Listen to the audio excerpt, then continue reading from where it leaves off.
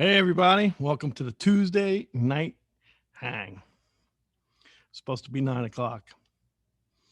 I got issues. We all know we have issues, so I apologize yet again. Seems like I can never get here on time. What is it? Being early is on time, and being late or being on time is late. Something like that. I guess I'm late. So I apologize, but welcome to the Tuesday night hang. We appreciate you guys coming and hanging with us. We are trying to dodge a little tropical storm coming tomorrow here in central West Florida. I'm in Tampa, St. Pete. So tomorrow we're going to batten down the hatches. Shouldn't be too bad. And my buddy, I don't know if it's snowing, raining, or if it's 100 degrees over in Chicagoland area. Stephen Wright, you over there? You in snow? What's going on over there, buddy? Jesus. 70 degrees. Down rain.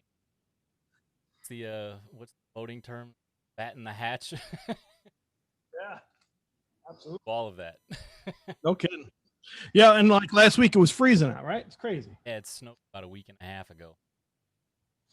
Downpour. You know, you figure out, I just figured out when I became really old is when I always talk about the weather. It's like an old man's type of thing. It's like, oh, how's the weather? We start every stream. No, there was weather. Yeah, it's like this is when you become an old man. It's like, how's the weather? Oh my God, my God. It's like, I'll never forget, there's an area in Long Island called Bohemia. I remember when I was young, I was driving down Hempstead Turnpike. I met these girls driving next to us. And like, oh, where are you from? Bohemia. I'm like, wow, is it hot there? Not realizing it was Long Island. That's the stupid Long Island in me, though. That's anyway. Funny. So yeah, man, you doing well? Yeah, we're hanging in there. I was starting to get caught back up on sleep. Good. Daylight savings time, right? Yep. Okay. Good. Very cool. Well, we're excited. Like we say every week, we have one of my best friends and monster musicians, tenor saxophonist, orchestrator, contractor, you name it, he does it. John Scarpulla, he's here. He's going to be hanging with us tonight. So everybody have your seatbelts and parachutes ready, because you never know what's going to happen. It could be an emergency stop, or it could be jumping out a window, and without a parachute would suck. So have your parachute ready. But I'm sure stories will be PG, right? Yeah, we're going to be trying to behave ourselves. You know, we took a week off last week because we figured to let the world go by and take a week off. And I wanted to save all my jumping out of the window tonight with my parachute with my buddy John. So tonight will be fun. Tonight will be fun. Speaking of which, before we let John on, like I said, he's here and ready to go. But I just want to hit one thing really quick I'm excited about. The gentleman here in Tampa, Florida, his name's Ronnie D. Wonderful sax player and really wonderful singer, saxophonist. He invited me this week with my little band, Sunshine City. I call it little band because, well, we're all big, we're grown-ups, but it's a small band. It's a trio. It's a drums, Louis Alicea on drums, and Elias Tona on bass. So it's a trio, and he invited us to do, I can't believe this, man. Steven, I'm going nuts. We did a Christmas telethon last week, it was actually the first week in November. Yep. My Christmas, it was like 85 degrees outside. We're playing Christmas tunes for telethon recording. I'm like, what the hell happened to my life? I'm excited. Have you noticed it's like people skipped Thanksgiving this year? Crazy, right? It's everywhere. Went quick. So yeah, we had a great time doing that. I just want to give a shout out to Ronnie D, and it's for a beautiful thing. It's a telethon that's coming up here. It's a national telethon. It's Mike Calta, Catala, I believe. Calta. It's for the 102.5 The Bone, which is a local Tampa St. Pete radio station. But I believe he has national syndication, and he does a telethon for raising money for people in need. And he took like 12 artists. And we played some Christmas tunes. We actually got to write a couple of nice, hopefully they're nice. Maybe they'll be ugly. Who knows what it's going to be. But I wrote a couple of arrangements for some Christmas tunes, and the guys played them great. So that was really fun. I'm in Florida, 85 degrees playing Christmas music. I'm like, what happened to me? So we're excited about that. We'll keep you abreast of when that's coming. We're excited about that. And what else is going on, Steven? Well, we got a couple things. We had some really nice comments from people come in about the Sirius XM show. Oh, cool.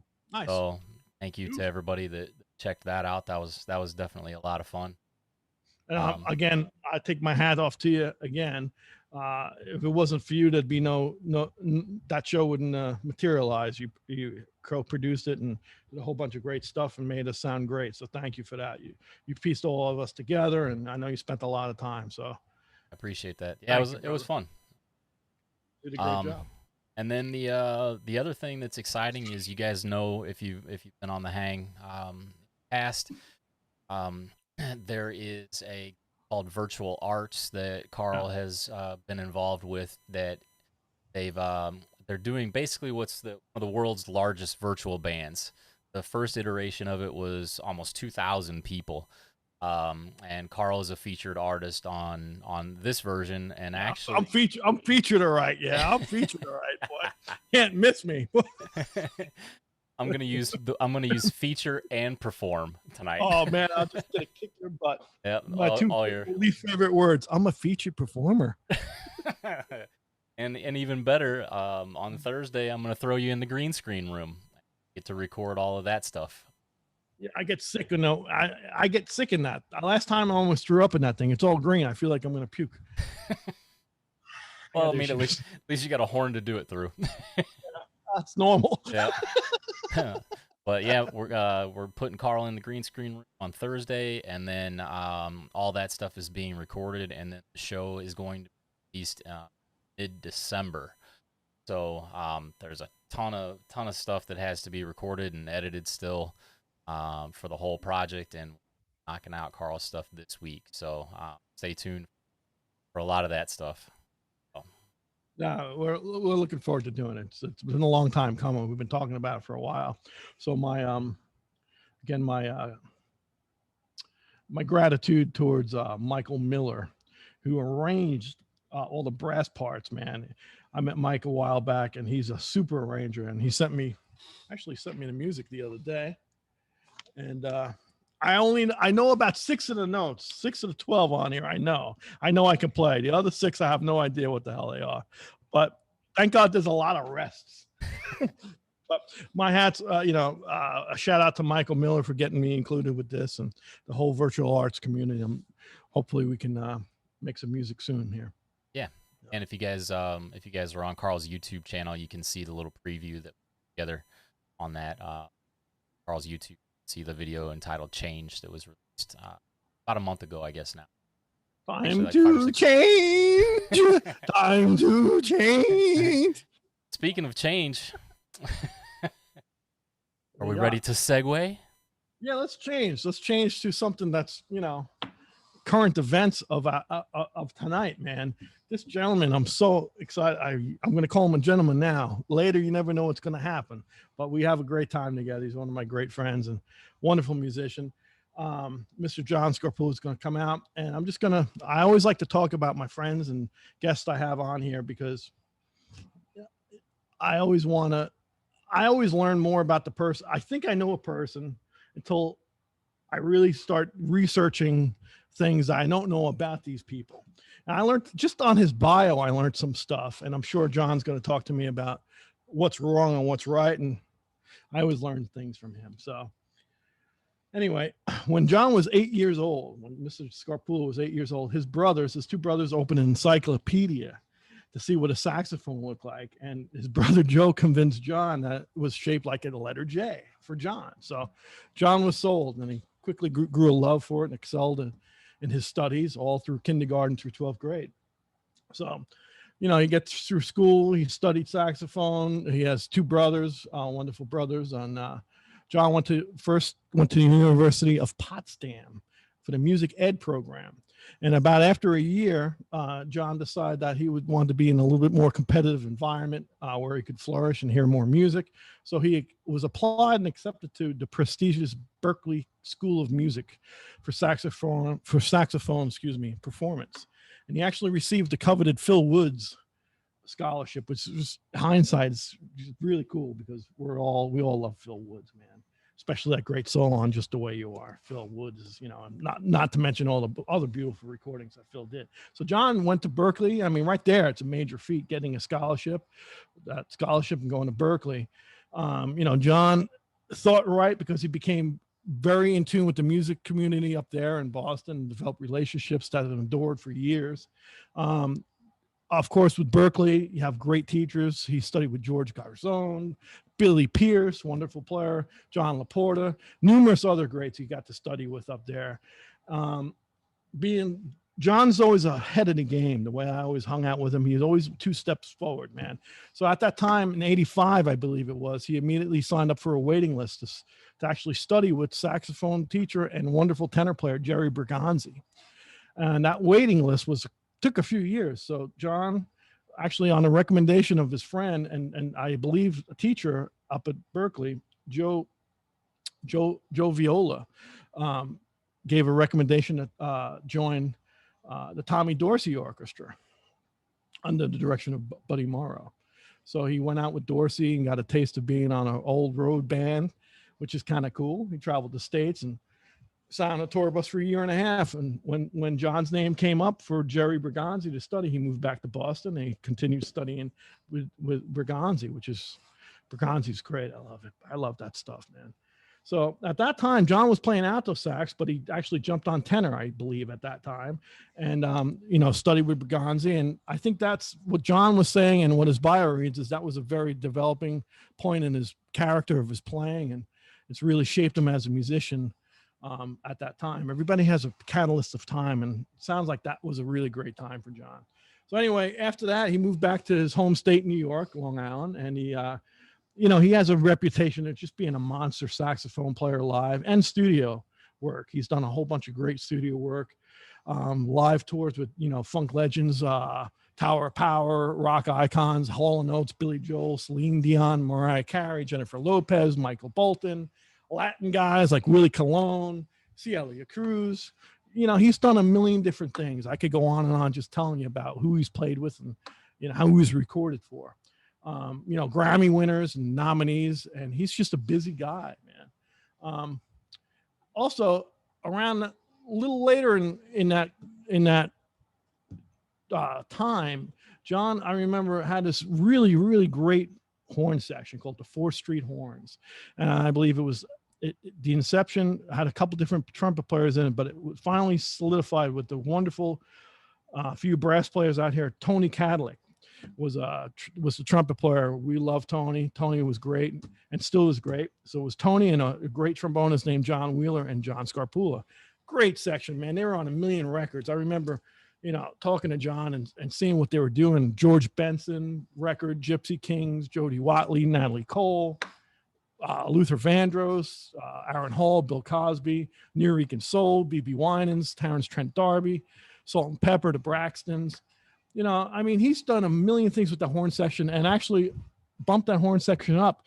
You know, he needed an extra trumpet player. He had Arturo Sandoval, you know, a little guy named Michael Brecker came and played with them with the 4th Street Horns, Grover Washington Jr., Bill Evans, Phil Woods again, Bob Minster, Bob Berg, our great friend Barry Danilian, wonderful trumpet player, the wonderful Ozzy Melendez, our great friend on trombone. I even got on a couple of those things. So that horn section, you know, was just an integral part of the New York scene. They did a lot of things. Personally, when I first ran into John, it was 1991, give or take a year or two. So 29, 30 years ago. It's kind of a long time. I seen him and met him at a club in Long Island called the Brokerage. And, you know, I was listening. My first trumpet teacher, Vinny Cincromatti, he was in that band. It was called the Funk Philharmonic. It was a great, and still is a great, wonderful band.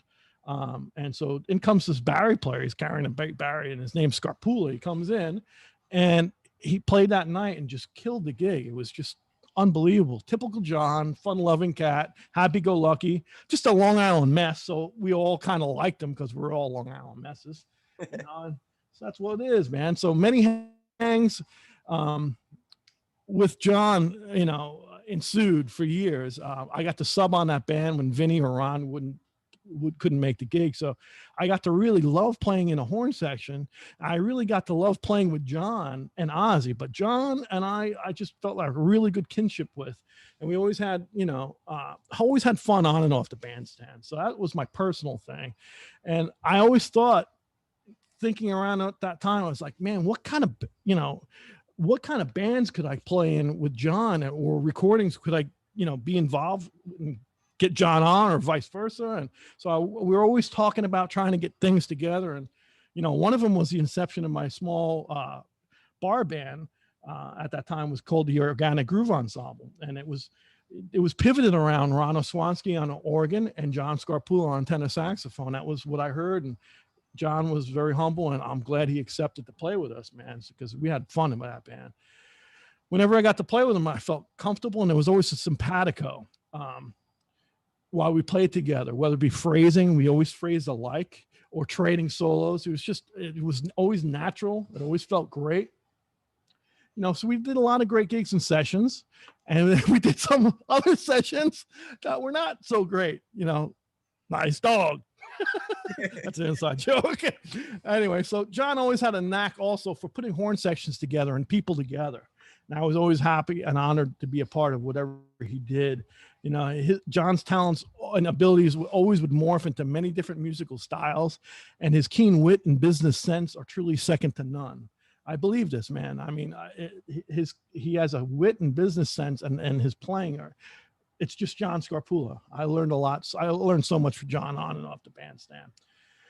Not to mention, I mean, I can go into the recording thing. I just touched on it, but he's done a million recordings. I'm biased. My first Organic Groove record in 2001, John again was on that. In 2010, Adverse Times with Organic Groove. I got the pleasure of playing with him on that also. As well as little Louis Vega, Mariah Carey, Blue Man Group. Tony Awards. But last but not least, he was this featured saxophone player and horn contractor for Billy's Broadway show, Moving Out. And was in it from the inception of that.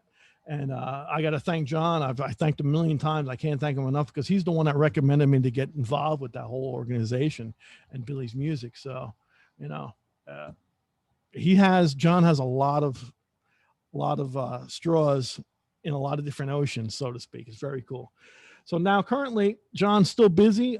He's for years, it's at least several years that I can think of. Maybe it's a decade. I got to ask him, but he's been Miss Diana Ross's saxophonist, orchestrator, and contractor for years, several years.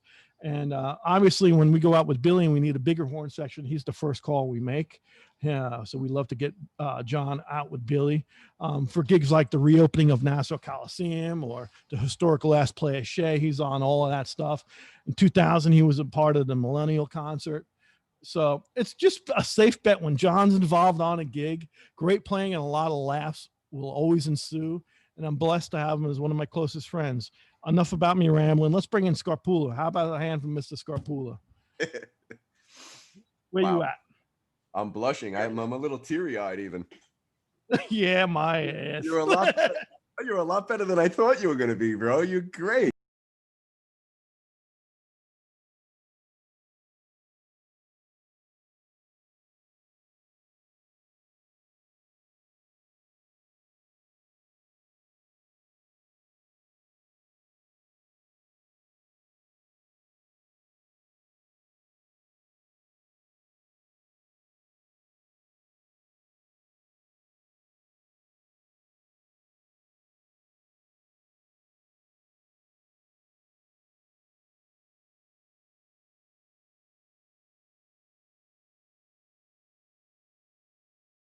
On. Good to see your face. God.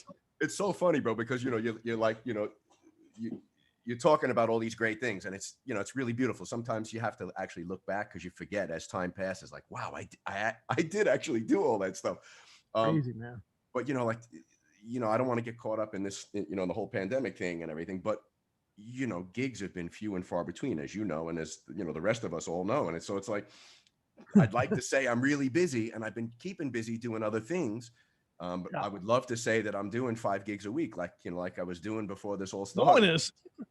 but it's just the craziest thing, man, to not be playing, not be playing 4 or 5 times a week at least in 5 different settings, and come home, change my clothes, grab a different horn, run to another gig, like that's what we're used to doing.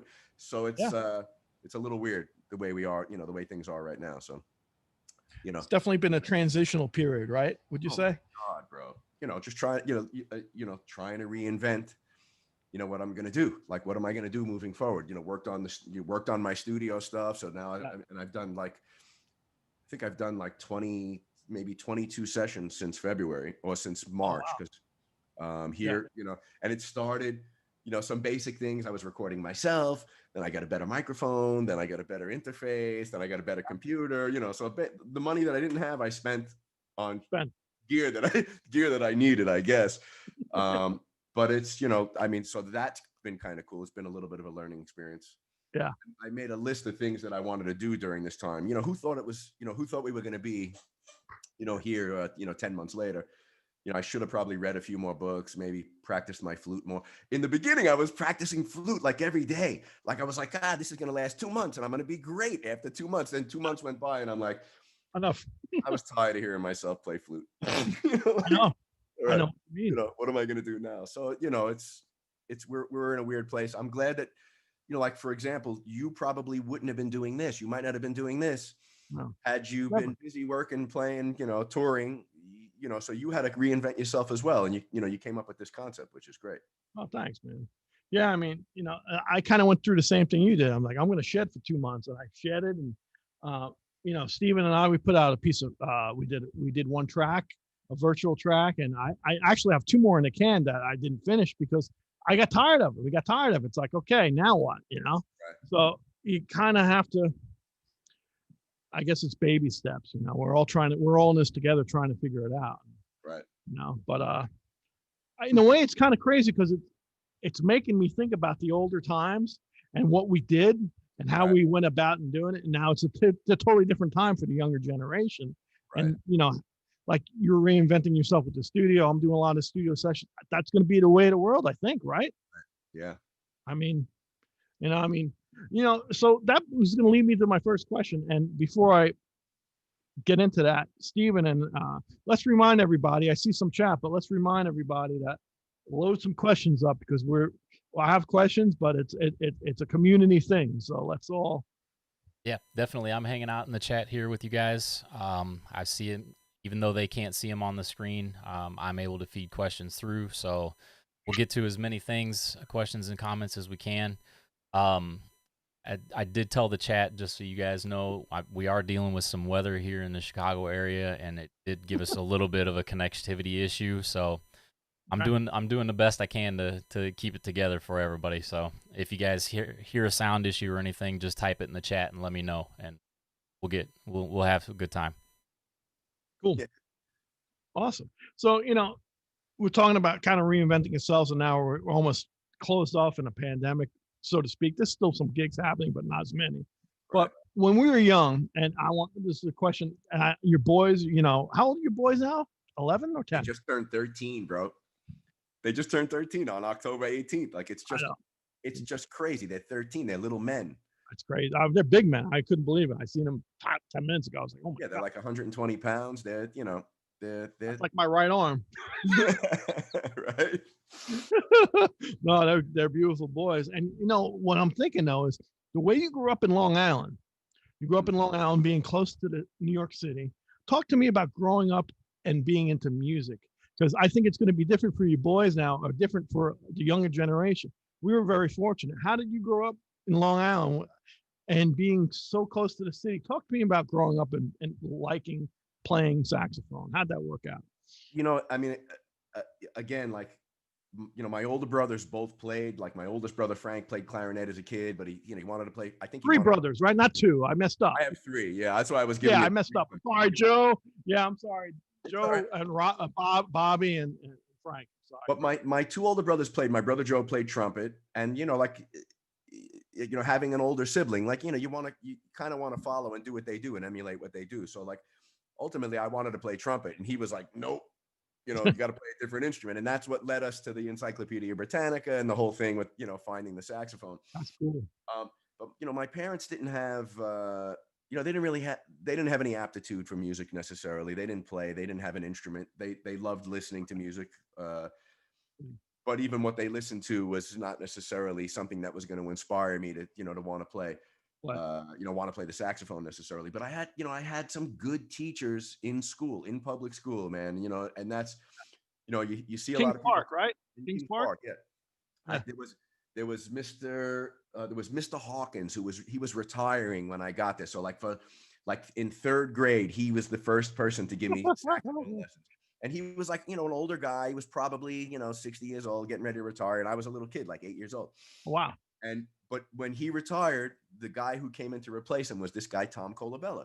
Oh, Colabella, sure. So Tom Colabella, you know Tom. Love Tom, yeah. And me too. I just spoke to him last week, man. It's like the guy is still in my life, you know. Like, so he was the one who said he sent home like a handwritten letter to my parents saying, you know, they would have general music classes, and he's like, your son really shows an aptitude for like rhythm and for melody, and you know, they gave us all kinds of weird instruments to play, and like that part of the day always excited me, you know. So you have to hope that there's a teacher or somebody that sees it. And in this case, he was kind of paying attention, like looking and seeing which kids were like, you know, kind of not into it at all. And the kids that really showed an aptitude. So immediately we got a letter home, and there was a list of the instruments I could play. Really? You know, he was like, they needed specific instruments in band. Yeah. And, you know, saxophone was one of those instruments. So like, you know, that's kind of what, you know, kind of pushed me into playing saxophone. And again, like in junior high school, I had some really great teachers. And I had a really great teacher in high school too. So like, you know, I mean, I started studying privately, you know, going like, you know, like maybe 10th grade. And that's kind of when I decided like, you know, this is the one thing. And I was a pretty smart kid, you know, regardless of my life choices. I was a pretty smart kid. So, you know, I remember telling my family, like, I think this is what I want to do. Like, this is the thing that I really want to do with my life. You know, and everybody was always skeptical. Oh, and I can't leave out my one other teacher, and I'm sorry because sometimes I forget him and I shouldn't. So this guy, Reeve, and you don't know him because you know you grew up kind of you know South Shore kid, yeah. So this guy, he lived in Fort Salonga. He since has passed away like 10 years ago now. Oh wow. But every Friday night he would have a jam at his house, and it was in his living room, and it was called you told me about this guy. Yeah bro. So like it was such an inspiration because like, you know, it was mostly kids from Kings Park, but from, you know, Smithtown, Huntington, like neighboring towns, and even as far as like Cutchogue and Riverhead, like people would drive to come. Wait. Was this the guy with the green house? The room was green. He lived in at the end he lived in Huntington. I think it might have been like green, the room. He had a big green music room. Yeah. I actually made those sessions 25, 30 years ago on Fridays. On Friday nights. It was every Friday night. Every Friday night. I didn't know that was your teacher. That was Randy Reeve. So I would go to him every Friday and hang out. I remember him, man. Yeah.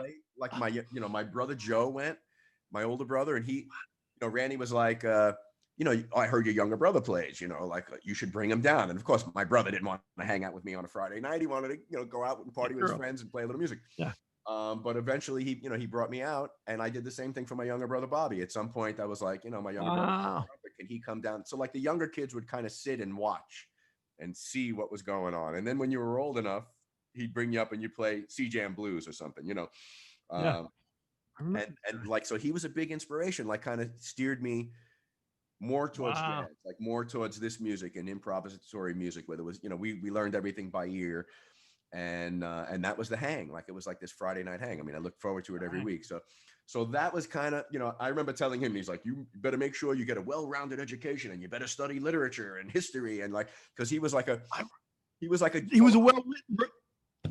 That's the same cat. He had the same conversation with me. Totally. Yeah, he's like, you better start reading books. He said, you got to read books, kid. I remember telling me that. That was totally his thing, man. Like, you know, really smart, well-spoken cat. Still really good friends with his family, his daughters, and his wife while she was still alive. She just passed actually a couple of months ago. And like, so that was my inspiration. At some point I just said, I'm going to school for music. And, you know, my father was like, wait a second, you know, we're in the deli business, and I need you to stay here, you know, and be in the family business. And I was like, you know, man, I need to go do my thing. So thank God. Kind of led me down that path, you know, and you know, I had some good direction, you know, I had some good teachers along the way that pushed me in the right direction and didn't discourage me. Yeah. Because, you know, it's not, you know, more often than not, family members were like, really, you're going to do this? Are you sure you're going to make a living doing this? Or do you sure you don't want to, Is it get a degree? steady? Are you going to be steady? How are you going to make money? I still hear that. I still hear, what, you make a living doing that? Well, No, yeah. I do it for fun. Well, not this year. I'm not making a living doing it, but well, up to this year, I've made a great living doing this. So, Yeah. Yep. So I don't Well, know. that's interesting. I don't know if I answered your question or not, but No, you did, man. So, do you also, from being in Long Island, I have to talk now. I'm in Florida too. It's kind of funny because there's always every city has its circle of good musicians, and some are really very receptive to helping other people out. But what was great for me, I don't know how it was with you. I was so close to Manhattan. Whenever I wanted to hear something, that it was instant. I could go there and hear it. Which Right. so did you have that? Did you get to go into the city a whole bunch when you were younger, or not really? I didn't as much as I would have liked to. Like I left to go to college when I was 17. I was kind of young. My birthday's in November, so I was kind of young when I left for school. So I didn't really immerse myself in the scene on Long Island so much. I lived in this, in my little community, Smithtown, Huntington, Kings Park, and that was kind of my little microcosm. Cool. In the grand scheme of things, it was a pretty small little area, but there was a lot of stuff going on. There was a lot of good music, and again, I had some good teachers. I still do gigs. It's been a couple of years, but still with Tom Colabella, man. Guy still plays drums, and occasionally there's a gig where we both end up on the gig together. And it's just, whatever. He calls me. He's like, bro, if there's anything I could do, to help you, if your mom needs me to go pick up groceries, old school, sweetest guy, man, old school Italian, always trying to take care of everybody. It's like you didn't do enough for me in my life already. He still wants to help me. That's great, man. So, pretty cool. Cool. Hey, before I get on to the next question, let's say hello to some people. Who's out here? Anybody hanging out with us tonight? Yeah, we got a hang going on in the chat too here. All right. Got the president of the normal crowd has shuffled in. We got Noah is here. Hey Noah. And Danielle, Ezekiel, and the guys from the JG Corner Store are hanging out. All right. Hey man, one of these days we got to go to the corner store. Yeah. I want to know what goes on the corner store, because where we're from, the corner store, there's a lot going on at the corner store. Where's the corner? Where is it? I don't know. It's near my house. So it's in Chicago. Yeah. Cool. Yep. Let's go. Yeah. See, we got Mike MacArthur is joining us. James Skitka, Greg and Brenda in Shalbina. Got Danielle, Gary Greenfelder. Had a ton of favorite fan here. Your biggest fan. You're a big fan. I have a bigger fan than you. And we got a bunch of people. We got questions coming in already. Got kind of running the gamut, so to speak. So whenever you guys want some questions, I've got a few in my hand already. So. All right. Well, before we get to that, I just want to bridge the gap from, so we talked about John's upbringing in Long Island. So now you went to Potsdam for music education, and you decided, all right, it's cool, but let's check Berkeley out.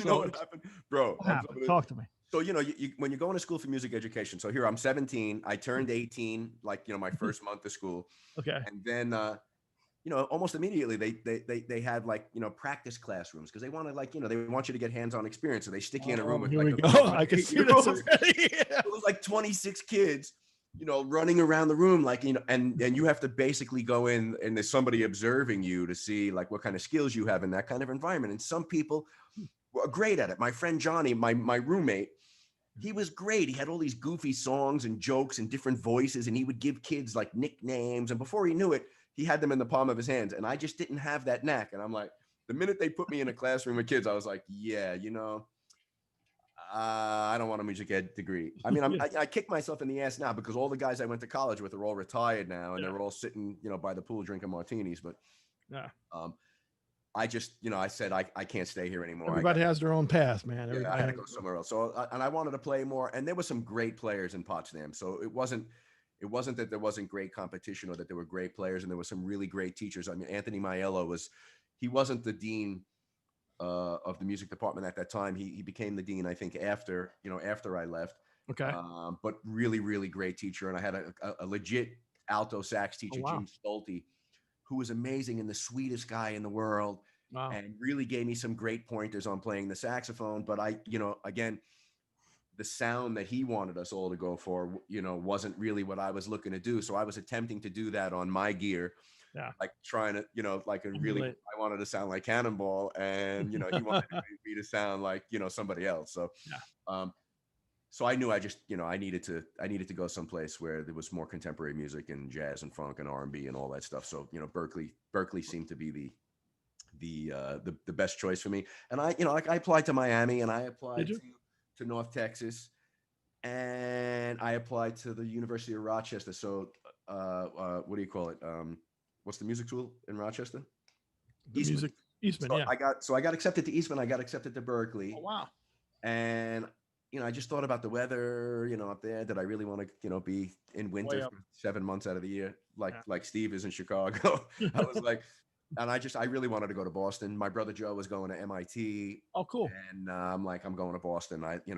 Boston was just, it's just one of those amazing towns, man. It's one of those amazing college towns, and just like a really, coming from New York, and we used, you see New York from the distance when you're driving in from Long Island, and you're like, it's still, to me now at my age, it's still awesome. Yeah. I see it. I'm like, oh my God. And it's daunting. It's intimidating. You're like, Boston, I didn't feel that same way in Boston. It's a much more doable city. It's a little smaller, and it's very intense. And it's not that there aren't great musicians and really intelligent people there. It was just, it was a doable city. I wasn't so intimidated by the whole scene there. And, whatever, I thrived in Boston. It was beautiful, bro. So you love studying and you love the city and Absolutely. Berkeley and Boston. It really was a positive experience.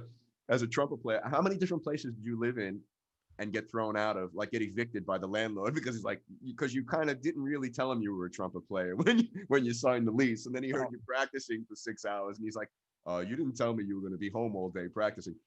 So I lived in the Back Bay, then I lived in Fenway, then I lived in Olsen, I lived in Brookline, I lived in Brighton, I lived in Cambridge, I lived in the North End, I lived in Medford. Wow. I moved back to Cambridge, and then I came back to New York. Wow. So it was like, I lived in about 9 different, towns That's in crazy. Boston. And pretty much I got evicted from every apartment I ever lived in because I practiced all day. What are you going to do? It is. And at that time too, when you finished Berkeley, so you got the gig, your first road gig was the Dorsey band, not Artie Shore. It was because didn't you do Artie too? But it was the Dorsey Shore, but like 1-2 week run with Artie Shore. I remember Shore, but the Dorsey was the long one. It was a couple of years, and it was again you mentioned I'll play alto, right? I was playing alto. I was an alto player. Yeah, I love it. But it was Joe Viola, who was the head of the woodwind department at Berkeley, got the call. And I think it was the lead alto player that called him. Hey man, like who? It was Chasey Knope. That was his name. Who's the up and coming kid you have in school? Like, now you were the kid. Who's the guy? Who's the guy that would want to come out? And then Joe called me. He's like, hey man, I got a gig. It was like literally I graduated in May, and in June I went on the road. It was like that quick. I remember packing my stuff. Like I had to pack my stuff and bring it back to New York because I was like, what am I going to do with my stuff? I'm going on the road. So I packed my stuff, brought it to New York, and the rest is history. Great, man. There were some great players. Do you remember Pete? You know T.Ë.T.I? I know Pete well. I love Pete. Yeah, Pete. That's right. You guys were on the band, right? He was on the band. Linwood Blaisdell was the lead trumpet player. He's an old timer. So it was Buddy Morrow and Linwood were the 2 old guys. Really? I don't know Linwood. Wow. And he was just, he was huge, like this big guy. And he was he was the old school. He was the one teaching us all. Wow. How we're going to lay it down. He was the one that we followed. He was the one, shooting it down the middle through all the sections. And if we didn't follow him, you heard from him after the gig was over. Wow. He was on top of things. So who else was in that band? I think John Wheeler was in that band. Dino Gavoni, who's a teacher at Berkeley. Dino was in the band. Wait, so you and John Wheeler were in that band together? I think we were in the band together because we had names for each other while we were on the road. and which I probably can't really share right now. We had names for each other. Well, I got to stop you right there, man. I was telling Kenna, my wife, earlier about a couple times going in doing sessions with you and John Wheeler with the 4th Street, and how you guys would like abuse each other, man. I felt like, oh, I better be cool, and I'm usually comfortable and giving a hard time. It was crazy. You guys were funny together, man. We were funny and hard on each other, but we had an awful lot of fun together, man. You guys played great together, and it was always fun. But man, you guys were hysterical together.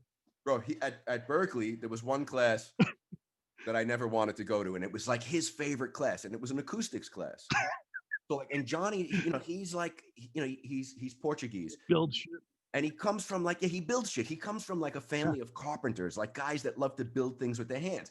And so now he's got this musical knowledge, and he wanted to learn about, like designing a room that he could play his trombone in and make his trombone sound the best he could. So like, he kind of went into that. That was like his side hustle, was like designing, studio rooms, like live rooms.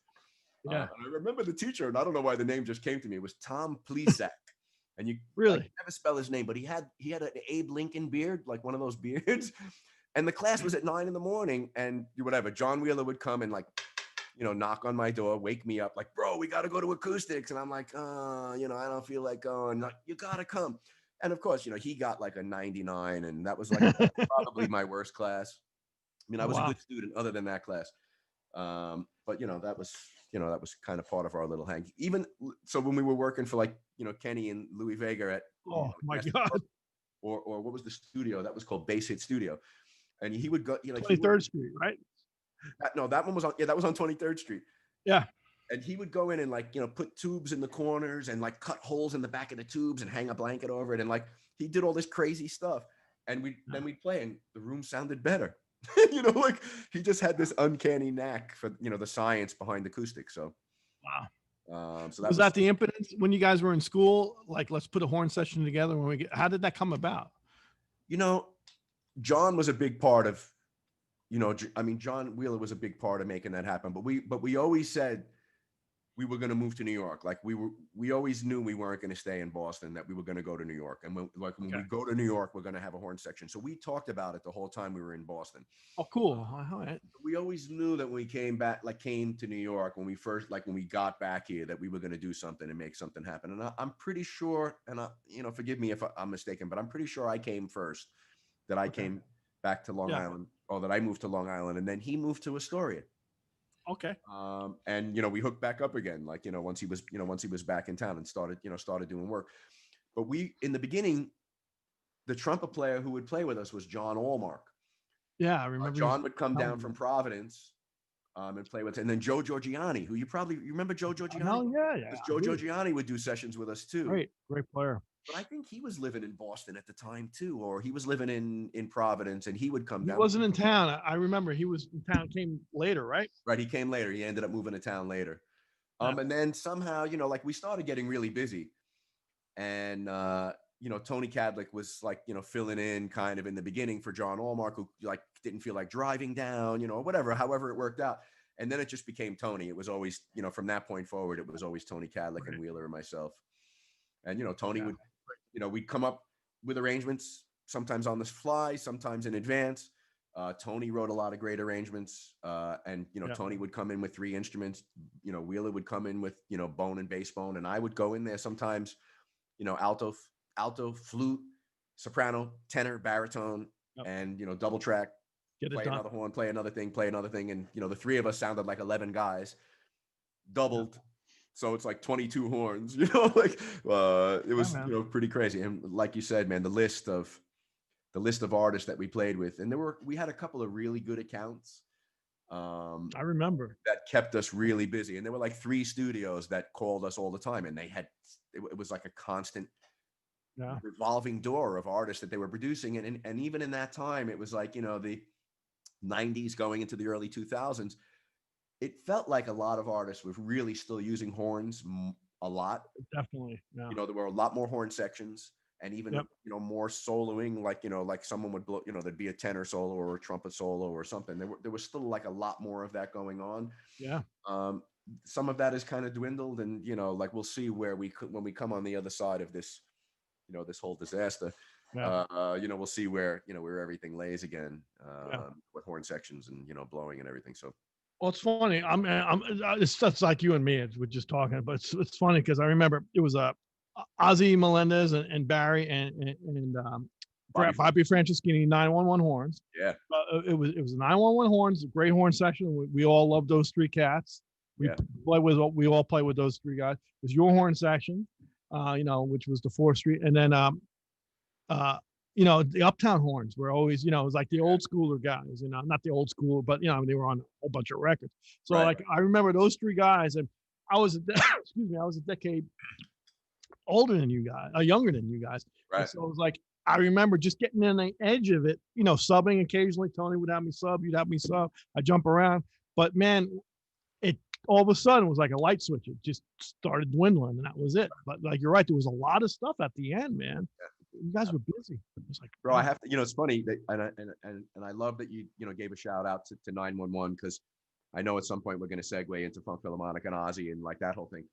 But sure, Bobby Franceschini got really busy, and like he got busy touring and sure. started to not be as available. And I think that Barry Danielian was also touring, but doing some different stuff, and Ozzy was too. So like those guys were working, but they weren't working as much in town. And when Bobby wasn't around, I would sub with 911 as well. And that kind of solidified my relationship with Barry. Even though I was already doing the funk band with Ozzy. Yep. It's just, I have Ozzy to thank for a lot of things, bro, which, we all do. Yeah. I'm sure we're going to get to that point. But I have a lot of thanks to give to him, just, from by osmosis, by hanging out with him, just by being in the room, Sure, absolutely. No, we all do. But there you go. Awesome. Well, cool. Well, we probably just hit like 2 decades. So since we hit 2 decades, we'll have a drink. And Steven, what do you got for us, man? I'm sure there's hopefully there's some chatter going on the interweb. Oh yeah. Let's see. We've got some questions about like setup and things like that, but we'll hold those off till later. But we've had a few people asking if you guys could talk about the days of playing with Organic Groove, and we had a couple people mention the Astor Room. Oh, wow. Missed that joint. No kidding. Wasn't anything specific, just ask if you guys had any fond memories there. I have a lot of memories, but I'll let John hit a couple of them. Then maybe if he leaves a couple out, I can come in with my peanut gallery of stuff. Well, that was all you're doing, Carl. That was your buddy who owned the Italian restaurant in the Astor Room. Yeah, this was way later. This was the Big Band, right? But he had it was the Big Band, but he had his Italian restaurant, and then he had the Astor Room. That's right. I was talking to him the other day. Chris owns oh man, he's gonna kill me because I was just talking to him the other day. What's the Italian place called? In Queens, at Tony Bennett's place. It's Tony's favorite place. Oh, it's going to drive me crazy. I'm going to have to pull it up. It'll come to me. It'll come to me. I'm having a senior moment. Sorry, Chris. Chris Felice. He's not talking to you anymore. Yeah. Oh man. Well, he was the one that decided he wanted music in his club. And I think that you were one of the first bands, and it was a small big band. It was like 3 saxes, 2 bones, 3 trumpets, something like. Was that what it was? 2 saxes, 1 bone, 3 trumpets. Yeah. Yeah. It was basically augmented. Actually, it was a lot of the Nouveau Big Band Maynard stuff. We played the obscure charts because it was written for the smaller big band. Right. So, right. And then we played the Jocko word of mouth stuff too. Right. But I was like, well, let's do something different because we were doing Organic Groove a decade prior to that. Right. Which was like all the little clubs in Long Island and in the city. Remember that place we used to play? It's had like 10 different names on 72nd Street, the Triad, but it was the Dark Star, the Triad Lounge, the Dark Star, and another name right over by Gray's Papaya, the hot dog place on the corner. Right at the end of the street, right? And Chuck Loeb, and a gentleman, the smooth jazz guitar player that just passed passed away. No, beautiful player. Been gone for a while too. About 10 years. Wonderful cat. He used to come and hang, right? And Chieli Minucci used to come and hang. There's the Astor Room right there. Yeah. Yeah. I'm looking. Who was in the band? I see That was Ozzy. I see me. that night was Ozzy, Scarpulla, Raul. Sal Giorgiani, Raul, Brad Mason. So Brad was subbing for Frank. It was Frank Green was the lead player, and Right. Raul was the second trumpet player, and then it was Franceschini was playing tenor, Right. and Sal was subbing for Franceschini, and Ozzy was the main guy in that band too. That was a fun band. That was a fun band, bro. It's gonna drive me nuts with this. We ate a group, like we would go. I don't think. I mean, you paid us out of your pocket, I think, but we would sit down and eat. We would go sit in that back room in the Fiesta room or whatever it was. Yeah. So the tropical vibe, and we'd go back and he'd make us this beautiful meal. Oh, like, so we'd hang, socialize, make some music, eat some food, hang afterwards, have a cocktail, and oh man, yeah. Made a lot of good friends there, bro. I mean, I made friends with a lot of your friends and tried to convert them to being your enemy after that. It almost worked. Got these gray. No, man. What's funny is you think back about these things. It's like, and it's been kind of the things with every episode we do too. It's the world's small, man. It's funny how we all come together with music. Yep, it's crazy. Yeah, no kidding, brother. I can't remember. It's going to drive me nuts. I'm gonna text Chris. Hit us with another question. Sure. Actually, I'm going to tell you one Organic Groove story, and it's going to lead up to one of these things coming up here too. But I'll never forget. We were recording in 2000. When did you do Chicago? When you moved to Chicago for moving out, that was 2000. It was 2001. 2001. So no, 2001. No, it was 9/11. So 2002. It was May of 2002.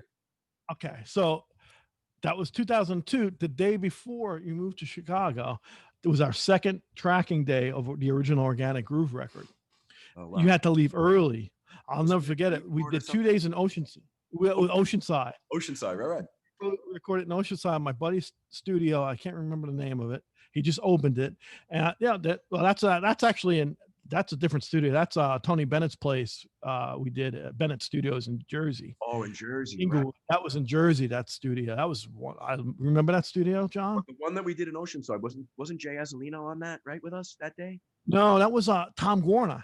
Oh, it was Tom Guarna, right? Tom was the original. Well, actually, Tom was the second guitar player in the band. Originally, it was, remember Jeff Perrone? Yeah, Jeff Perrone. He wrote that one. Jeff was that one. Yeah, he wrote a few tunes for us. We still play them. Yeah, Jeff, and then Tom, and then Jay Azzolino was man, it's kind of all coming together. But I'll never forget, you were getting ready to go with Tommy Burns, Barry, Kevin Osborne, all the Chuck Berge, all the cats going to Chicago for previews, right? Right. Yeah. Moving out. And I remember you freaking out, like, man, I got to pack. So we did your tunes quick and you were out. And I was like, you were gone for the whole summer. And man, we were just starting to work a lot. And I was like, oh man, John just left. I know.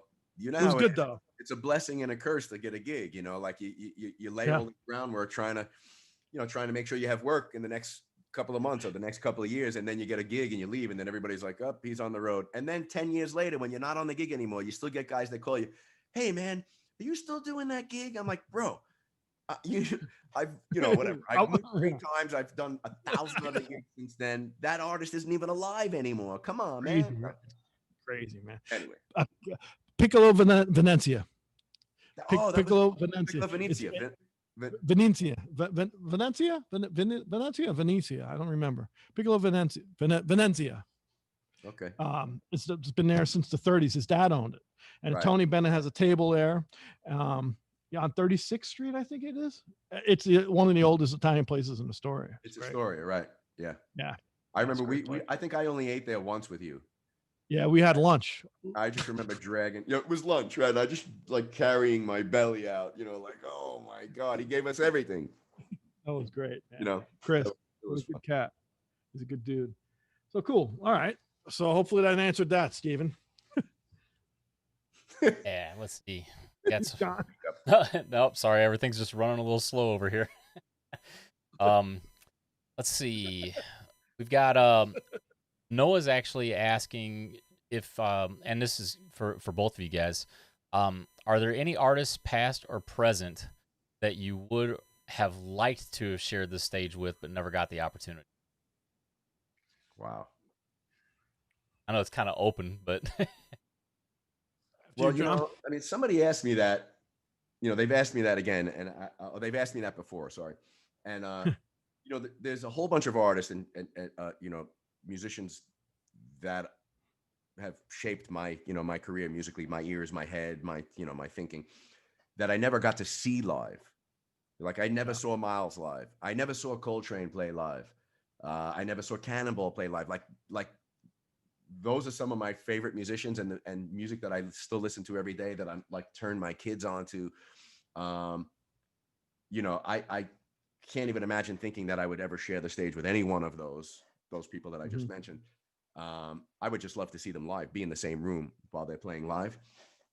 But as far as artists that I would love to have done a gig with, wow.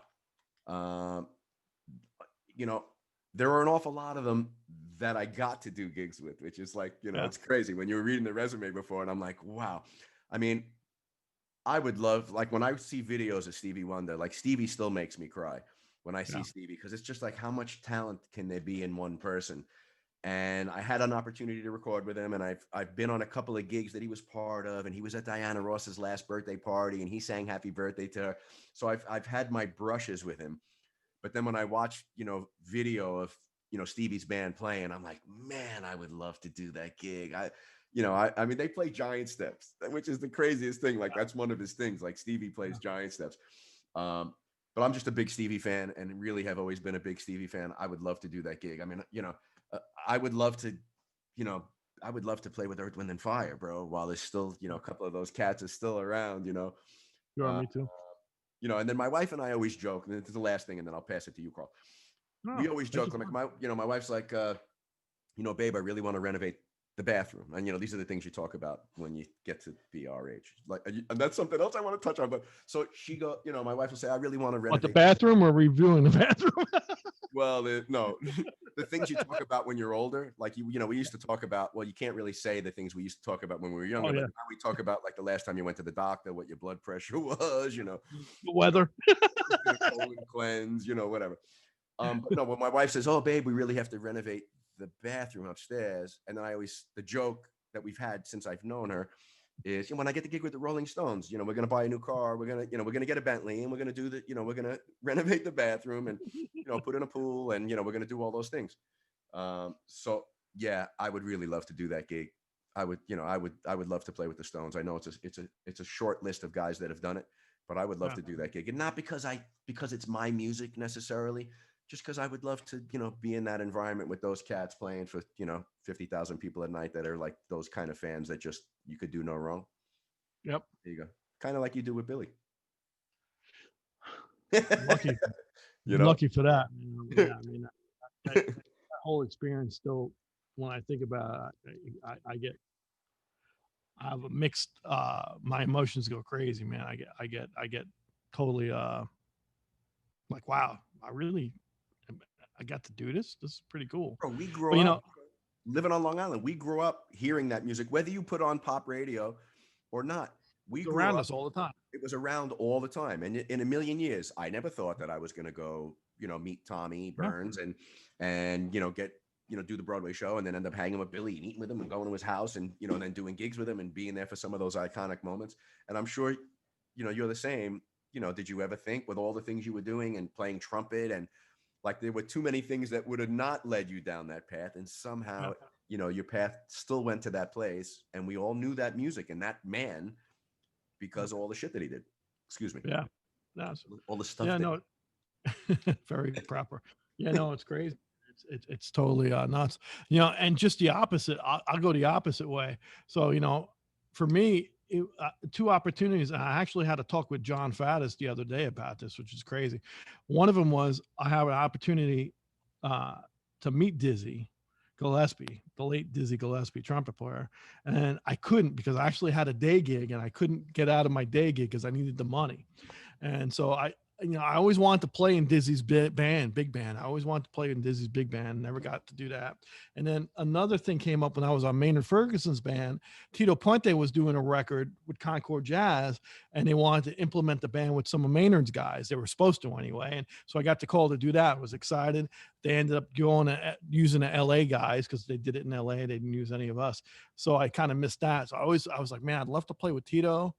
Which is totally opposite than the pop thing and Dizzy, but I was a big fan of both those guys. And it's like, man, I'd love to be able to have done that. But, in hindsight's 2020, we both did good for ourselves, buddy. Right?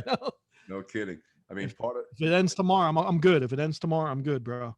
Right. Yeah. Well, let's hope that it doesn't. Yeah. Awesome. What else you got, Steven? Kind of playing on the same theme. We had a couple people ask, is there ever a gig that you had that you just weren't feeling, but you just had to go and put your all into it anyway? It could be not the person or the band that you were playing with, but just like showing up, It's like, I mean, we've all had those where you just I'd rather stay home on the couch tonight, But we had a couple people asking if you ever had that type of feeling and what you do to kind of psych yourself up to get through the gig. Sorry, I'm waiting for Carl. You go first on this one. What was the question? No, I mean, just give a punchline, because basically, did you ever get to a gig where you felt like you weren't fit for it? I don't really understand. Well, either it wasn't a good fit, or it's just like you weren't feeling the vibe that night, or okay, yeah, absolutely. Yeah. Like John and I probably did a whole bunch of them. Part of we always did club dates. And club dates were weddings or any type of thing. On the weekends, weddings and parties, which, if you get a good club date band, which John and I were always very fortunate, we could always bounce in and out of. So those were great. But through the week, there was always the Hasidic Jewish work in Brooklyn. And so I remember, going through the week and doing a couple of Hasidic things for a couple different employers. And man, I had to have a talk with myself before the gig and after the gig, just because it was such a different thing I was not used to. Just the whole, it was I learned a lot musically. I learned a lot musically, and I learned a lot about their religion and the respect, and it was really cool. But I said to myself, yeah, I'm not the right guy for this gig. I stepped off after did it for a couple months. For me, it was enough. I was like, guys, I just I wasn't the right fit for it. It was just that simple. It's funny that you say, you're talking about the Hasidic gigs, like these Orthodox gigs. So when I first moved back to town, it, like getting my name out there, trying to get people to call me for gigs. And I got called for one of those gigs. I don't remember the band. I just remember going to the gig and I was totally green. I didn't know, I had no clue. And I got to the gig and they were like no charts, and they were just calling gigs and calling songs, giving, key signs. And, I stumbled through the gig, and like when the gig was over, I was like, all right, I'm the wrong guy for this gig. And I was just honest. I'm the wrong guy for this gig. Like, I'm just not ready for this. Now, all these years later, that was like 90, 92, 93, probably around that time. So now it's, 25 years later, and maybe like 2 years ago, I was doing a gig with Marianne Bennett's band. Oh yeah, I love Marianne. American Club Date band, like great band, like everybody in that band, like right down the line, everybody's on tour. Brian Dunn, but they're all, they're on tour with like all the biggest artists, right? Yep. And then when they're in town, they're on Marianne's gig. And there was a drummer filling in for Brian Delaney that night. Brian Delaney. Delaney, I'm sorry, Delaney, not Brian Dunn. I'm sorry. Well, Brian Dunn plays in one of the other bands in the office, but Brian Delaney's the drummer in her band. Yeah. And he was out one night, and there was this Israeli drummer, this guy, Eran Asias. And we were like right next to each other. I know you're gonna say. Anyway, he goes to me. No, I know. Like we hit it off, and after the gig, and this is like 3 years ago. He's like, bro, you ever think about like, playing any Orthodox gigs? And I was like, no, I really never thought. He goes, I'm in this band and they need a sax player. You know, they need a guy who can come down, and they're looking for like a guy who plays like a you know, more of an American pop guy. They're not really looking for a Hasidic guy that plays klezmer clarinet. They're looking for like a pop guy.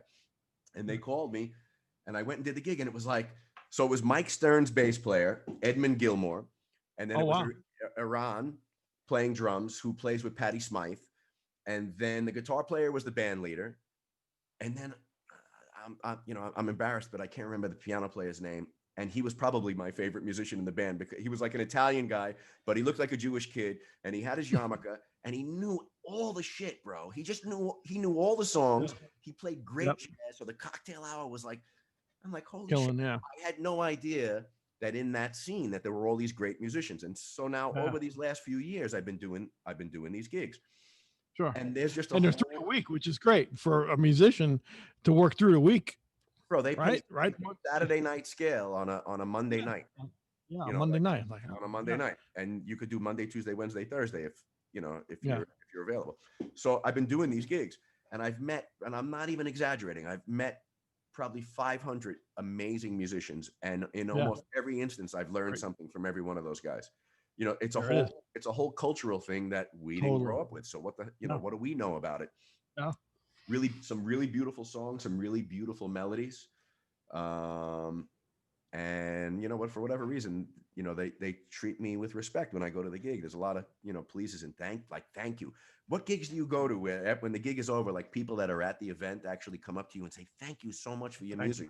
That happens on those gigs every day. I'm like, these people are so nice to me, man. You know, so anyway. Yeah, I mean, I wasn't ready for it, you know, although I shouldn't say ready. I didn't have the temperament, and the band I was with was kind of volatile anyway. But you know, in retrospect, it's funny that, you know, 25 years prior to that, and now you're on it, that things, you know, you got in the right situation. So I think there's a right time and wrong time for anything, you know? Yeah, so that's true. That's very true. Yeah. Cool. So, go ahead. No, go ahead, Steve. I was just gonna put the bow on this conversation. I've got a couple questions that came in at the very beginning, and I'm gonna leave the Diana stuff till a little bit later because I know you're gonna get to that. But Mike MacArthur is asking, and I'll never pronounce this right, but John, are you still playing the tenor? And he gives the name COUF. No, if you don't say it right, I'm not going to talk about it. Tough. Okay. He says, I remember hearing that thing live and just singing. Of course, you'd sound great on anything. Are you still playing that? And then when are we going to hear a new Scarpulla album? Oh man, see, Mike MacArthur. First of all, he sent me a message recently on Facebook too, saying, "Hey, it was my birthday this week," so he sent me like a happy birthday thing, and nice. You know, like quick little correspondence, and he knew that I was doing this, so he said, "I'll see you on Tuesday with Carl." Cool. Hey, Mike, I am still playing the cuff. I have like 6 of them because I'm always trying to find another one that's like the one, you know, the never-ending quest for the right. And you never found it. It's amazing. I've never found it, bro. And I've tried different necks and, you know, different bodies, mixing, matching necks from one horn to another. And you know how you change mouthpieces, lead pipes, you know, same saxophones are the same craziness. I'm still playing the original cuff that I bought in 1985 in Boston. And I've done some things to it, you know, I've had it customized and I have a different neck on it. It's a copper neck. It's actually a copper Kyleworth neck that was made by Dave Gardala, like in the 80s. Wow. And it was the neck was designed, and this is like tech talk, but wow, this is great. No, people are leaving, but it's I'm laughing at Dave. I'm thinking about Gardala, how crazy he was. Oh, that's a whole other craziness. Yeah, he's good crazy though, but good crazy. It's like, wow. I bought this neck from him. He had like 6 necks, and I had $250. Like, I should have bought 4 of them, but it was like, you know, I bought 1, and, you know, and when he said they're in my attic, and he went up in the attic and he got them and he brought them down. I played them all, picked the one I wanted. And after I played it for a couple of weeks, I called him. I was like, bro, I really should buy a couple more. He goes, oh, too late. Once I took them out of the attic, I sold them to some guy in Japan, and they were gone. That was it. But I still play that cuff. I'm playing this copper neck that I got from Dave Gardala years ago. I'm still playing on a Dave Gardala mouthpiece. Wow, really? You're still I playing have, on that mouthpiece? I Wow. mean, I have like 3 of them, but this is like my main one is a Dave Gardella Studio tenor, like from before they machine crafted them, they were still hand done. And when are you going to get a John Scarpulla album? I talk about it and think about it, contemplate it, but it hasn't happened yet. But stay tuned because it could happen. Well, you have a studio now, so there's no excuse. I do, and there is no excuse. You're It's virtual, you son of a gun. Well, thanks for the question there, Mike. I'm going to do one more, Carl, and then I'm going to turn it back over to you. And I'm only going to do this one because it's been in here like 3 or 4 times already. It's pretty generic, so I'm not sure what they're looking for, but it says, would be cool if you asked him about Rob Reddy and D-Bop. Wow, I know who this is. Wow. You're not going to tell me who asked the question, though. It's a Todd Horton. Oh, Todd Horton, of course. Wow, he's watching. Wow, that's crazy. So, going back, so Rob Reddy is a sax player. He's from Kings Park, same town as me. We had a lot of the same teachers as a kid. He also would go to the jam sessions at Randy Reeve's house on Friday nights, and he was the same age as my younger brother Bobby. So now when we're as old as we are now, 4 years difference is no big deal. But back then, he was a kid and I was a little bit older. I think Rob might have taken a couple lessons with me as a kid. He was really mainly like alto, but soprano was like his thing. And he was really more of a composer, like sax player, composer. That was always his thing. And he's like, jazz kind of, I don't want to call it, it's not avant-garde. It's just, definitely on the fringes is like his concept. And he was the sax player in this band that Todd Horton, who's like a really great trumpet player and composer as well. He was playing with Todd, and I guess he got busy. I don't know the reason, but he recommended me to Todd's band. And Todd had this great band called D-Bop. And I just thought even the name of it was cool. It wasn't bebop, it was D-Bop. And it was, it was a jazz thing, but it was a funk thing, and it was mixed meter stuff and modal and like lots of space to blow, and like more like Brooklyn-based musicians, like creative young cats.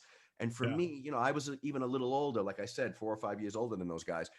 But just so happy to be part of that and like making music, like feeling like I was making music. So like through Rob, even though I wasn't really playing with Rob, I was playing with Todd Horton. And Todd and I have like reconnected again through Facebook, and he's been posting every day, like all these songs he's recorded. He's recorded hundreds of songs. And like, I think that he never did anything with them. So like now he's like going through his archives saying, I did this song and I wrote it with this guy. And this is who played on it. And he's like, every day he's putting new songs up. And we made a connection. And I wrote to him the other day, like, bro, when are we putting the band back together? Like, when is D-Bop going to do the thing again? So he's like, we're going to do it. So there you go. That's the answer to that. Did you guys play remember that club in Island Park? No. We used to play there with Dharma. We used to play there with Dharma But you weren't there with D-Bop? This is this is going back 30 years, man. Jeez. No, I don't think so. Years ago. Okay. I don't think so. Interesting. I remember hearing about this band, but I don't think I heard it. Wow. It was a pretty badass band, bro. Really great play. Cool. And check it out. It led to this other gig. There was this Turkish guy, Attila Engin was his last name, like Engin. He was a multi-percussionist, like he was into all kinds of crazy shit, and a composer. And he had like these bands were like, it was like Frank Zappa meets Billy Cobham. Wow. Like some Middle Eastern guy. It was all mixed meter, like crazy. It was maybe one of the hardest gigs I've ever done. That guy just passed like a year ago, man. Oh, wow. But really badass band. Met a lot of great musicians through that. And that was all kind of from Rob Reddy to Todd Horton to Attila. What was the name of the band? Attila Engin and the it'll come to me. It was his band, and we were the additional musicians. Like it was Attila and the Huns or something like that. I don't remember. I'm afraid to even say what I'm going to think. I think what I'm going to say. No, that's great, man. Well, cool. Well, I'm going to follow it up then. So, we hit a lot of things. So I remember also you were playing with the funk band, and talk to me going from the funk Philharmonic, which is iconic Long Island band, still is. And when you got the Tower of Power gig, how you tell me about some of those fun experiences you had with Tower, and how did you prepare? Because I remember talking to you. I heard what you did when you got the Tower gig. You know, was part of the ramp up for that gig starting with the Funk Philharmonic, or how did that whole thing? Explain to me what was your ramp up to the Tower thing, and how was your experience with that? Because I know I seen you with that band and hung with you with that band. It was great, man. You know, when I was at Berkeley, there was a Tower of Power ensemble. Like, you know, all the music schools have ensembles. Like there was a Cannonball Adderley ensemble and a Miles Davis ensemble. And I was in a bunch of those, but I was in the Tower ensemble as playing baritone sax. So like, you know, that was kind of my first sticking my feet in that water in the Tower thing. So I played a lot of baritone, you know, in college as well, and had a great baritone sax and a great setup. When I moved back to New York, I had only been in town for a couple of weeks, and like the Funk Philharmonic story, I was going to visit my brother Frank, who lived in Setauket, and driving out on 25A out to his house, and there was this restaurant on the corner of like Nichols Road and 25A in Stony Brook, and it was called Dining Car 1890, and it was a bunch of old train cars connected to the building. I remember. And it was like I might have been Indian food, I'm not even sure, but there was a giant sign that said 10-piece funk band tonight, Funk Philharmonic. I went to my brother's, hung out, and I was like, I'm leaving, I'm gonna go hear this band, you know, Funk Philharmonic. And I remember listening for a while, and you know, I don't remember all the details, but I remember the Barry player was having a little trouble, and I just went up at the end and just gave my card to Alex Stewart, the tenor player. I gave it to Alex, and like 2 weeks later, I got a call from Rich Eblin, the bass player. He's like, "Bro, we got a gig tonight at New York Avenue in Huntington, and we need a baritone player. You know, around the corner from your house. Could you be here in like 25 minutes?" I'm like, "Bro, I live like 3 minutes from the club. I'll be there for sound check." I went and I did the sound check, and they were like, right after the sound check, it was this almost this parallel story that I had with Tower, but it was like, you're the sax player in the band now, and they called the other guy and said, "Don't bother coming. He's the new Barry player." So, but the thing with Tower, so like, you know, I'm in the funk band, so they, you know, those guys knew of the Funk Philharmonic because, you know, Tommy Bose was the lead singer in Tower, and then also the lead singer in the Funk Philharmonic, and they, you know, they know of the, you know, the good, you know, I guess the better Tower of Power tribute cover bands. And then, you know, the connection is, you know, I knew Barry Danielian really well, from the 911 horns and from doing other stuff in town with him. And then Barry was on Tower of Power. So the people who are not familiar, Barry was a trumpet player on Tower of Power at that time. Correct. Right. And Dave Mann was the sax player. Yep. And Dave had called me like a couple of months previous and actually said to me, "Bro, you know, I'm thinking about stepping off this gig. Would you be interested in doing the gig? Like, you know, basically, you know, Barry and Ozzy, like those guys are saying like, you're the guy for the gig." And I was like, "Bro, if it ever comes around, I would love to do it." And apparently they auditioned a bunch of people. So they did some auditions in a couple of places, and they were accepting recordings or demos from people. And you know, Dave just put my name in the hat ultimately. So I mean, I have him and Barry basically to I owe them, you know, a gratitude for hooking me up there. But I made a demo from a bunch of sessions that I did with the East Fourth Horns, and I sat with John Wheeler. We took like excerpts from all the different sessions. We made like a little 5-minute, like a 5-minute teaser. Yeah. Bro. And I put it on now.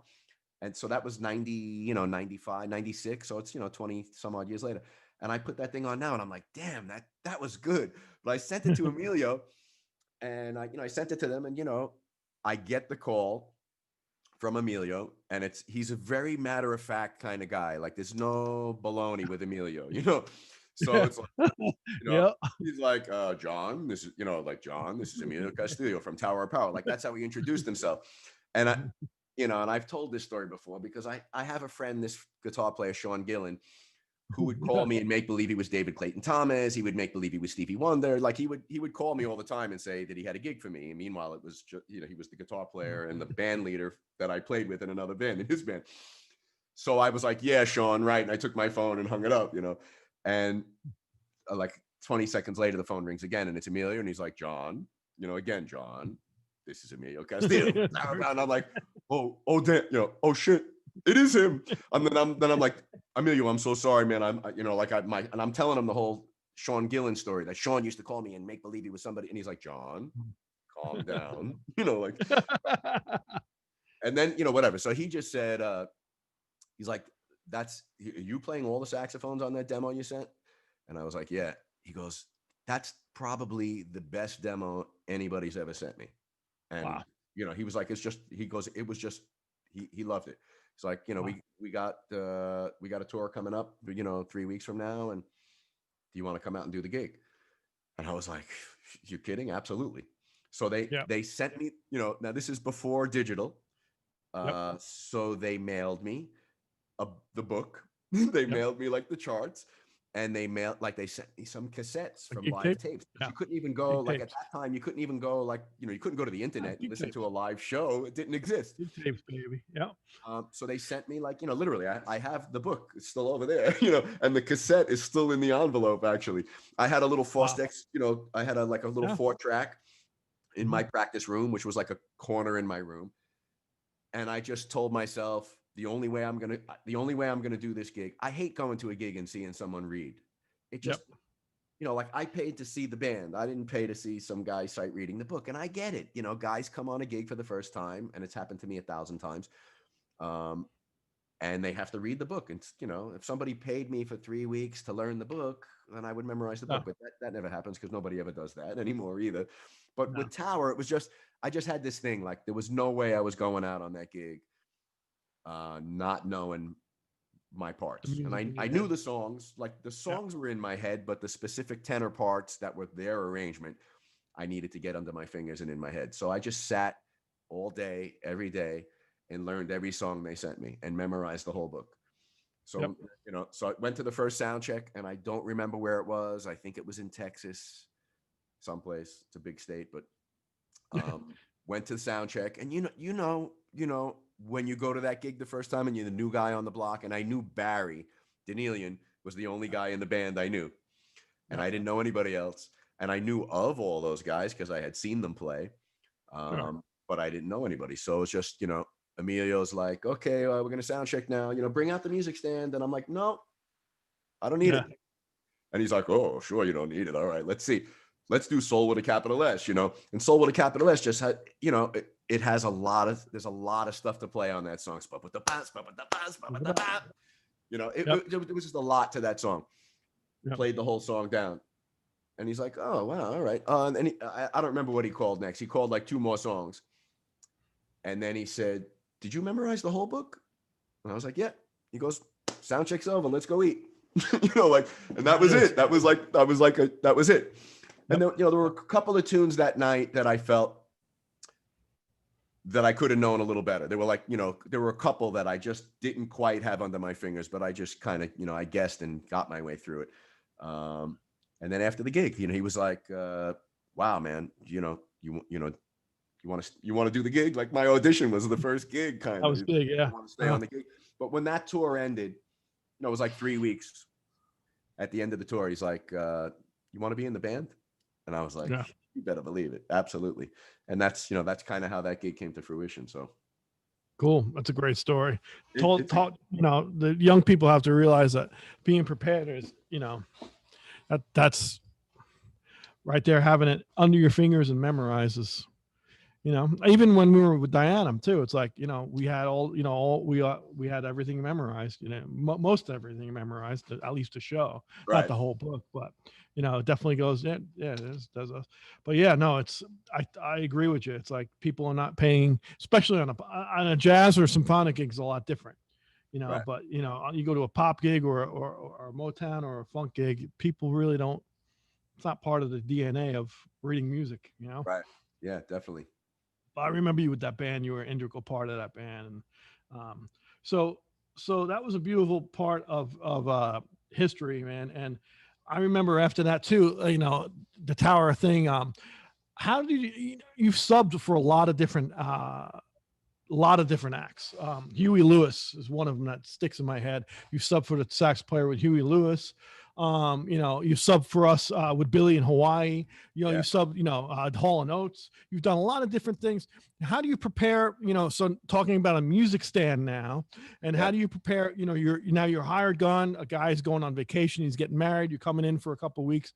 How do you prepare for those things differently, or is it something different? How do you look upon that? How do you approach that? You know, each situation is different depending on how they present the situation to you. Like it's funny because with the Huey Lewis gig, so Rob Sudduth, Robbie, Rob is the tenor player, and I met Rob. I knew of Rob, but he's a Bay Area guy, and Rob was subbing on Moving Out in the other sax chair. And we became like such great friends. He lived like two blocks from the theater, so he was on the gig a lot, and we would hang all the time. So then he said to me, "Would you ever want to sub on Huey's gig?" And I'm like, "I would love to," but he hooked me up with Johnny Beaumont. Johnny is the baritone player with Huey. So I didn't sub for Rob on the gig. I subbed for Johnny Beaumont, and I played Barry on it. So it's Barry and tenor. And then you were doing Moving Out at that time too. I remember. Right. It was like during Moving Out. I remember because you were going out. You had I think Lenny LaPinta came in or somebody, and you were like, "I'm going out to do Huey Lewis. I'm Barry." Right. I'm like, "Yeah, what?" Yeah. Well, you know, with them, there were charts, and you know, they weren't reading them, like Marvin McFadden. Yeah, Marvin McFadden. They weren't trumpet player. Yeah, those guys. You know, they've been on the gig for 20 years. Right? Johnny Cola is like the front guy who's like the primary songwriter with Huey, I think. And he plays guitar, not lead, but second guitar. But he plays all the famous sax solos, like all those solos of Johnny Cola. But you know, cool. You know how I am. You know, like I go out and I met these cats, and I was just like, I made friends right away. It was just like-minded guys, man. Just you know, Huey is the sweetest guy in the world. Johnny Cola is like the most humble guy.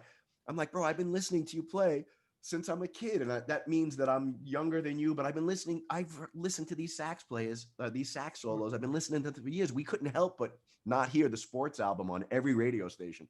So like, you know, and he's like, "Oh man, I got to play with you, like guys on your level." And I'm like, "What, are you kidding me?" Like, you know, like, you know, he's like one of these humble guys who's just a, you know, total badass. So that gig was just a matter of doing my homework, being prepared, making sure my charts were right, and then, you know, making sure that, you know, socially, because if people don't want to hang out with you, that's it. You're not going to get the gig. You're done. You know, it doesn't matter how good you play. If nobody wants to hang out with you, you're gone. So, you know, and thankfully with that one, I for whatever reason made great friends with Huey. And then Huey's like Huey's a big Broadway guy. Like, he's been on Broadway a couple of times. I didn't know that. Chicago. I think he had like a revolving part in Chicago, the show Chicago. And I think he did one other show on Broadway as well. So like he always had like all these questions about Broadway that he wanted to ask questions about Broadway, and that's all he wanted to talk about. So like, you know, I made friends with Huey. I got smacked on the wrist one morning after a nice hang with Huey one night in Texas. We were in Dallas or something, and he and I hung out all night. We had an early bus call the next day, and he was like, "I'm not hanging out with you anymore, Scarpulla." You know, it was one of those. So I was like, "I'm sorry, man, sorry." But so for that gig, the preparation was, you know, just you know, knowing the charts, knowing the music. I didn't have to memorize it. Sure. But I had to be prepared to play it the way they play it. But in general, I'm sorry to interrupt you, but in general, for your younger kids and musicians, whether it be Huey or Hall & Oates or Billy, or, you know, is there a mantra that runs through all these three acts, or anybody that you just being prepared? Is there something that you can give a catalyst to some young guy about, or girl? You know, again, you're not going to get the call unless you can play. So if you're on that level and you can play, that's when you're going to get the call. Okay. Here's the money. Here's the money right here. The most important thing is being able to make the hang. And it sounds silly, but hang, imagine that. People don't want to spend time with you, if you make them uncomfortable in their own skin or in their own space, or you're invading that space in some way, then they're going to be like, well, he played great. He was a nice hang. Who else you got on the list? Yep, And there it that's is. how it, that's how it goes. So, there's a lot of great players, as you know. There's a lot of great trumpet players. There's a lot of great saxophone players. Yep. There's only some guys that are getting the call and getting the return calls. And it's, once somebody feels comfortable with you and you make them feel comfortable, then it's like, well, that guy, I really like hanging out with that guy, and he plays the gig great. There it is. So, why go anywhere else? Yeah. And there's some guys who don't, they're like, if they don't like the way I am, then don't call me. And I'm like, okay, well, that's why you're at home complaining on Facebook that you don't have any gigs, I mean, There it is. that's the way it works. So, yeah. No, you've always been over prepared. And, like you said, there's a lot of great musicians out there, but hence the name of what we're doing tonight. It's always about the hang. We always talked about, when you ask me for recommendations or vice versa. Okay, great. We know he can play. How is he as a person? Can I hang out with him? I want to kill him. Right. And that was, how many times did we have to deal with that? So on the Diana Ross that right there is money. Yeah. On the Diana Ross gig, like, there were a lot of great guys I could have called for every chair. And I had to think about guys, first of all, that were going to get along, gel together, but then also get along with the other half of the band, like that were already on the gig. Some guys for 20 something years, There it is. That's a great show. And you're going to get on the bus. Oh, that's a great picture, man. That was wonderful. Ozzy, Carl, Ozzy, me, you. Yep. It was great. That was a great tour. That was a great tour. And that's a rare picture because she doesn't do many pictures with the band. And sometimes she's just feeling it. She's like, hurry up, we're going to take a picture right now. And like, we're all like, wow, everybody runs really quick to get in the picture. And we did we do one happy one and one sad one or something? Didn't she? You did. I don't have the sad one. I never got the sad one. I think she probably didn't like that one, but she was like, okay, everybody smile. So everybody smiled. She goes, okay, everybody be serious. And everybody was like, got the nicks. Oh, it was great. But on that same thing, guys that can make the hang end up staying on the gig, and guys that can't make the hang, they come, everybody says, oh, they're great. They were great. And then they come and they go. Well, I mean, even on Broadway, so I'm going to segue into the whole thing. I'm going to leave the orchestrating thing out because that's a whole nother conversation we'll have down the road here. But, whether it be a club date that you were recommending guys on or putting together or getting the band together, or Diana Ross's gig, or if you were asking me about, hey, who can come out and sub for you on Diana's gig or what have you, you always were great about contracting gigs. You contracted the horn section for moving out all the horns, Tommy Burns put that in your court, and you always had a good knack for that. And so would you say a lot of things we're saying right now is the impetus of the way you put things together, as far as a tight unit? Absolutely. I mean, you have to have like-minded guys in the room. And there were plenty of instances, I have to say,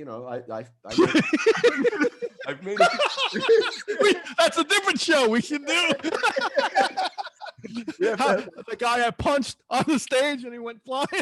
The after hours show. You punched him the other way. He went the other way. I punched him one way. No, I definitely made some mistakes along the way, and you live and you learn. Sometimes you're like, you don't have, now I don't have a choice. And I don't have enough time to really find somebody else. And this is the guy, and that's what I have to do. And this is going to be the person. And then afterwards, the whole time I'm like, I can't leave this guy in the room by himself.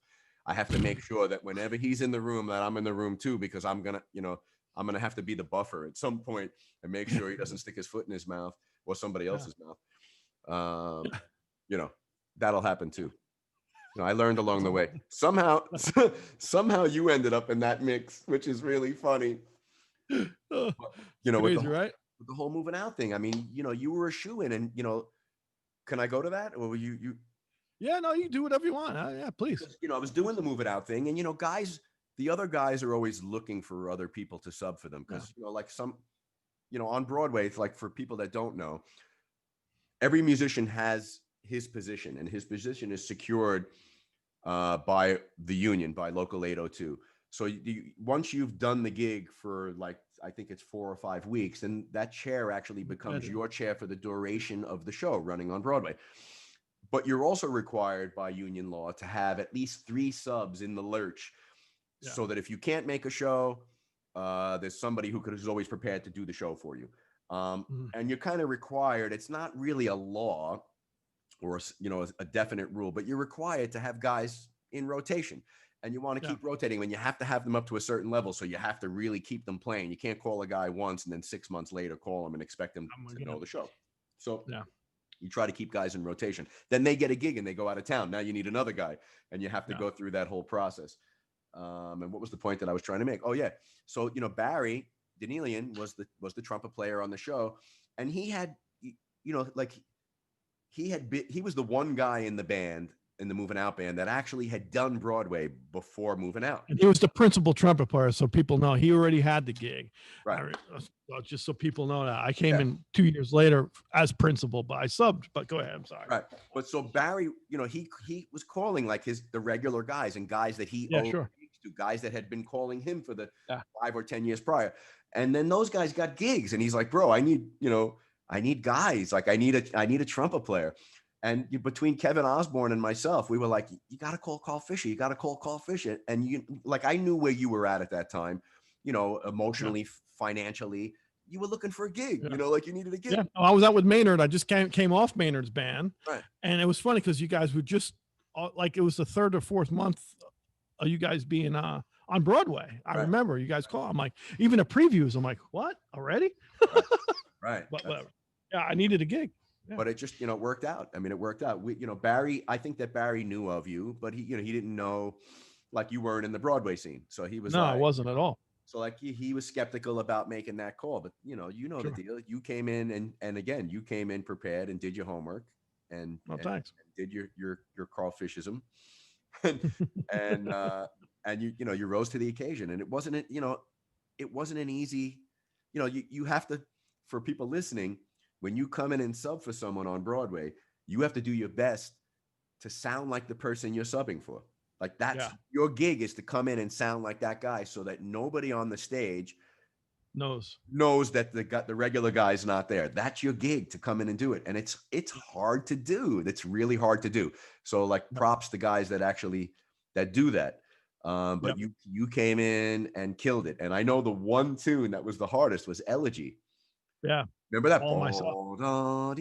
And like, still have nightmares about that. Yeah. Oh my God. Everybody. I mean, Barry would have nightmares about it too, because it was, he was the regular guy. Yeah, it's just, if you can play the rest of that show, but when you got to Elegy, it was the one time we were totally exposed, and it was about the pitch. It was about the phrasing, because we were supposed to sound like a Salvation Army band, but better.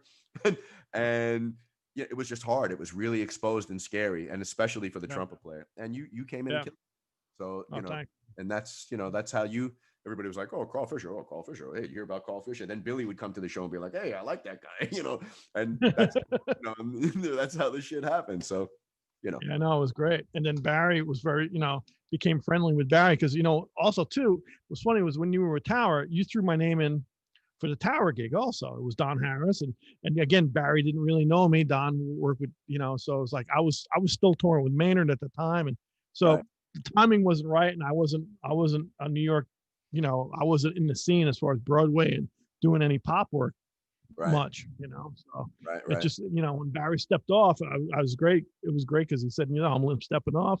John and Kevin like you, and Tommy likes you. Would you like, so it was beautiful, but that's a whole nother story. We should do a show, just you and I, about guys that came in that didn't really know the whole, because that's the funny part.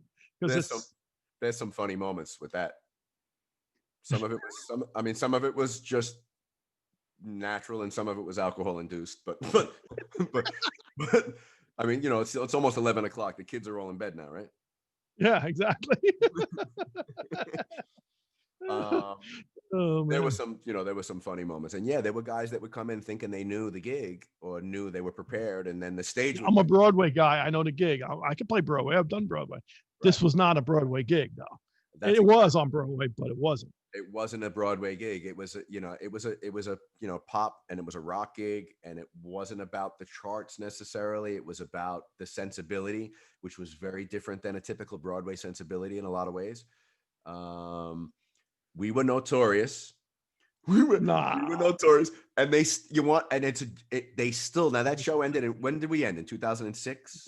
2005, the end of December 2005 was the last. Right. So almost 2006. And yeah, they still talk about still that talk. show. Like those guys on the Moving Out show, the things Drunk they and did, Laura. the things they got away with, and and we just did, of course we followed Tommy Burns's lead, and No, not at all. nobody was going to deny him. He's Billy's boy, and just nobody was going to deny him. He'd be like, the show's going to start at 10 after 8 tonight, and it did. Yeah. Yep, it was great times, man. Those were great, fantastic times, bro. Like some of the funniest moments of my life, and so many iconic things happened to me during that time. I mean, I met my wife, got married, had kids, like kind of seemed like all that stuff happened like all in that time period. And, part of it was for both of us. I was making a great living, playing on Broadway, being the in-house contractor, making that extra salary for that. And, banking some money and getting a whole lot of other gigs from that gig. Subbing out, doing Huey Lewis, doing a whole bunch of different things. You're always, doing records, doing sessions. Bro, not even exaggerate. Like they would 8-10 gigs a week. I remember, 10 gigs a week every week, between the Broadway show and other gigs, and then a session or 2 sessions, and 2 sessions, 7 shows, a club date, and a Latin gig with Ozzy at the after hours at the Copacabana. Like it was, it was crazy. Oh, I remember. And then I remember too, man. You and I would always, if we didn't have a gig after the show, we'd go have a couple tastes. And you and I were in shape, man. We'd run to the subway. We always had to think we'd have a whole bunch and we would run down to the subway as fast as we could to make our train, because that means we could have another drink. We'd run and make our train. And I have back problems because of that. Because I got knee problems and hip problems. My back was fine until I did that. I was carrying my alto, my soprano, and like running, and the two of us, after being at McHale's for 2 hours, trying to make the next E train that would get us to Penn Station. Trains. Oh my God! We made it. Most of the time, I made it. Yeah, most of the time. So, it's talking about Broadway. I'm going to hit you with one more question, then we'll go open the general pop. What is?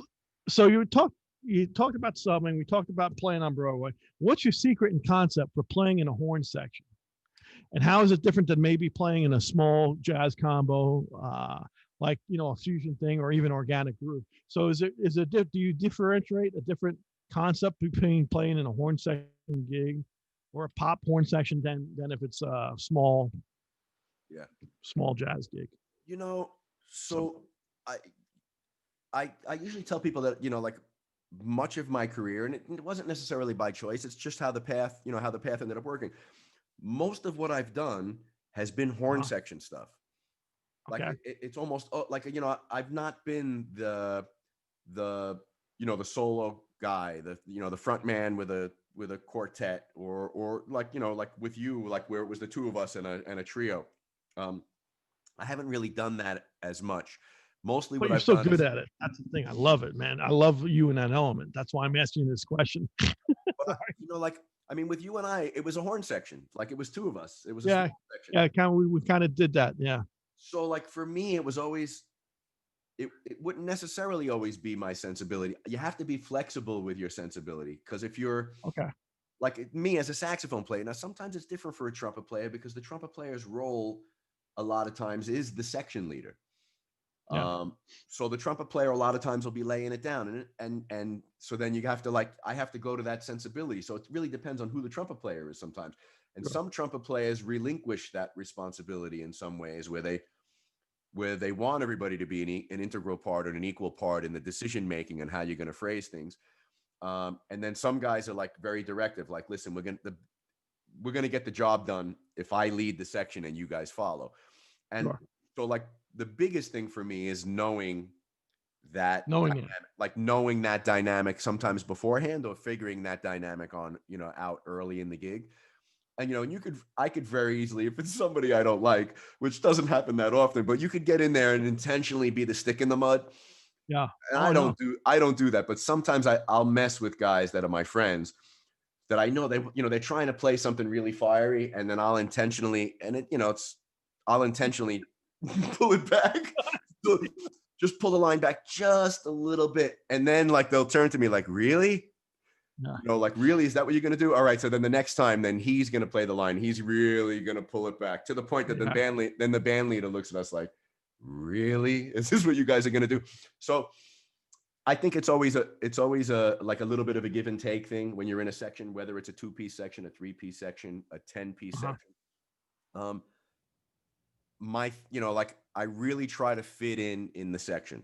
It's like, I don't try to be directive in the section unless, now here's another instance. Like, I've been called in instances where I wasn't necessarily playing with my peers. Like, I was playing maybe with some younger guys who were looking for some direction, so that they wanted me to give it to them. And they were like, listen, like, how do we do this? And how do we phrase this? And, teach us how to do it the way you do it with the Funk Philharmonic or with Tower of Power. Yeah. Like, how do you do it? And then I would kind of try to break it down. Like, okay, well, this is, I, as a saxophone player, try not to think like a saxophone player. I try to think like a trombone player. That's why I love playing with you. It's so easy. That's the way I try to think about being fluid in that way. So yes, I want my notes to be separate and clean and all that, but I also I want my phrasing to be fluid, so that sometimes I'm falling into a note, sometimes I'm falling out of a note, sometimes a note is falling into the next note, so that I'm always thinking about, like, I have a slide, and I'm still trying to follow the trumpet player, but I'm like, I try to think like a trombone player a lot, and I think that helps me in a lot of instances. Now, I learned that from playing with Willie Colon. Really? Because in Willie Colon's gig, and this is another, going back to the 911 horns, Ozzy Melendez, Bobby Franceschini. Bobby was the sax player, and there were 3 trombones. It was Willie, Ozzy, Luis Bonilla, and then the tenor player was like the 4th trombone. He was either 3rd trombone or 4th trombone. That was my part. So I didn't have any high parts to play. It was all in the meat of the horn. But I had that whole night, I couldn't play like a sax player. I had to play like a bone player, because I was playing with a bunch of bone players. And then I was there to be the soloist, or one of the soloists, but to be a different, sonically be a different sound than all the trombones. So I really learned that skill playing with Bonilla and Ozzy. And there were a couple other bone players that came in. Noah Bless was one of the bone players. Noah. Who'd you say? Yeah, Noah Bless. And I remember hearing you guys. Actually, you and Ozzy invited me. I seen you guys with Luis Bonilla, Ozzy, yourself, and on Willie's gig at the Blue Note. Yeah. On the Blue Note. Right. And I got to play with you guys. You guys actually invited me to play. Yeah, I remember that. Oh, that was such a great night, man. I loved that. It was a high point in my career. But hearing you in that role was so different than what I was used to. Right. Hearing, it's totally different than a tower thing. Like you said, you morphed. Again, it's that morphing that you have, which is important. It's you have to be like, you want to make a living in New York as a musician, you have to be a chameleon. I think, unless you're a soloist and you're doing your thing, you have to kind of be a chameleon. You have to, you got to be able to play a pop gig, a funk gig, a Latin gig, a Broadway show, a small group thing, a wedding, and you have to know the material from all those things. And then you got to be prepared when you get the call, when you're not in the AAA anymore, and you get called to do the game, to be in the game, to be in the real game. You got to be prepared for that as well. So I don't know. Did I answer? You definitely did that. Yeah, no, it was beautiful, man. Thank you. So enough about us. Let's see what's going on in internet land over there. Anybody going on over there? Oh yeah, we still got it. We got a hang going on here in the chat. Nice. Yeah, got a couple other questions come in. You guys actually hit a lot of this stuff, so if I don't read your question, it's because we already hit it. But really quickly, I wanted to thank Mike for the generous donation. Thank you for stream, Mike. Thanks, Mikey. Really appreciate that. He says, I got to run, John, but I'll never forget the hospitality that you showed me at the LIBC when I missed the train back to the city, ended up in your Jeep and at a diner. Play on, brother. Sounds about right. I remember, bro. I remember that. Yep. That's crazy. Good man, Mike MacArthur. Yeah, he's a great guy. Diane Donardis. Oh, I'm sorry, Carl. Didn't step on you there, bud. Oh, Mike's a great tenor player also. Wonderful cat. Great player. Diane Donardis says, awesome evening with you both. Thank you, Carl, for hosting. You guys are both hysterical. It's you both. Todd Tamborelli saying hello. Jim Mix saying, Carl, really enjoyed the show on Sirius XM. Love Down Easter. Could definitely hear the Maynard influence tried to put into it. Not that I'm an expert, but that's what I heard. Nice. Thank you, Jim. Great hearing your voice, buddy. Thank you, man. Be well. Actually had a, where did it go? Sorry, guys. It's like, Bob is Bob Noto. Sorry if I mispronounced there, Bob. Bob Noto is my junior high band teacher. Oh, wow. Band teachers earlier. And Bob's been on here a few times. Bob's a great tenor player. Baldwin Junior High School. He's retired. He's a great tenor player, and he was a great educator. And I owe a lot to Mr. Noto. We love you, buddy. But now he's Bob. Mr. Noto. I won't. He's forget. Bob. I mean, he's always Mr. Noto, but you know, Bob Noto. He's a great guy, man. He's actually, he's a big fan of yours, John. Yeah. Oh, cool. Yeah, he's actually asking John if you when you sub for Hall & Oates, are you expected to play all of Charlie's solos, or how much freedom do you have to do your thing? Oh man, so there, there's one of those things too. Like I met Charlie, so many years Charlie ago. DeChant. Charlie's been with Hall & Oates, and I'm gonna get the dates wrong, but Charlie's been with Hall & Oates since the 70s. So I think he's also the oldest guy in the band, but I think he's been with them for like 48 years or something crazy like that. And all the sax solos on all of the albums. I think Lenny Pickett actually played on one album, but not one of the iconic. Like he wasn't on one of the iconic albums, nor did he have any of the iconic solos. But Charlie's solos. I would say 80% of that gig was record copy, like playing Charlie solos. And then 20% of the gig, there were a few parts in the gig where they opened it up for Charlie to play his thing. And Charlie has a very, they call him, what's his name on the gig? Not Mr. Fabulous. He's Mr. Casual. That's his thing. And Charlie's like 6'7". He's huge. And he's got long gray hair, like down to his knees. And he's just got a thing. And he wears like a purple suit or a matching yellow suit. Like he's a character. So like filling in Charlie, those are the hardest shoes to fill because he's such an iconic part of that band. I mean, aside from Daryl and John, there's Charlie, and everybody else is over the years. Everybody else has come and gone, but Charlie's still on the gig. Like he's the only guy who's been there almost since the beginning. It's a tough gig to fill in because Charlie, again, now he's been there for 40 something years and he wants to keep himself interested. So he plays synth, he plays handbells, he plays percussion, all kinds of crazy saxophones. He's got like a lot going on and sings background vocals. And then there's a couple of tunes where he plays horns in his right hand and he plays only left hand tenor parts. So that it sounds like a horn section.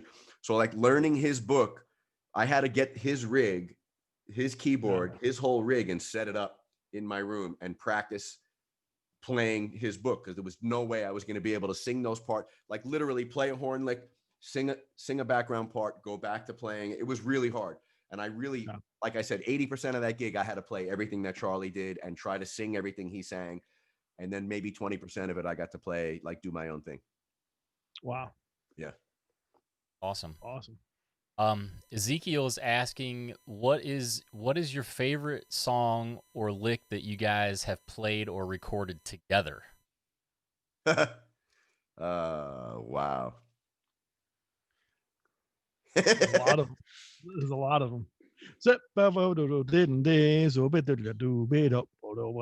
that Renaissance Man? Renaissance like Man. playing, bits that always stuck in my head. I don't know. There's a lot of licks that stick in my head. But so after we played that song together, because that's from a Michael Brecker album, right? Yeah, it's George Whitty, Renaissance Man, Michael Brecker, Tales of the Hudson. Right, but it was all. I mean, the original is Michael playing the lead, but the way we did it with you were the lead, and I was the secondary voice. So like my role was different. But then when it went to the bridge, we played that thing together, and that The bridge was great, bro, because it was like Cool. it started, it had its thing, the little vampy thing, then you played the A, and then when it came to the bridge, it was you and me together, and it was a lock. Like a truck, man. Like Yeah. a truck. But there's a lot of, even on Moving Out, there was a couple licks that we played together. Triple lick. So, Yeah, there was that's a whole bunch.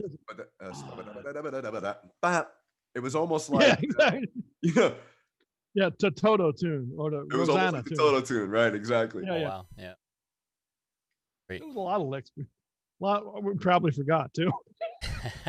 So, and we can't talk about that session we did in Old Westbury, I guess, huh?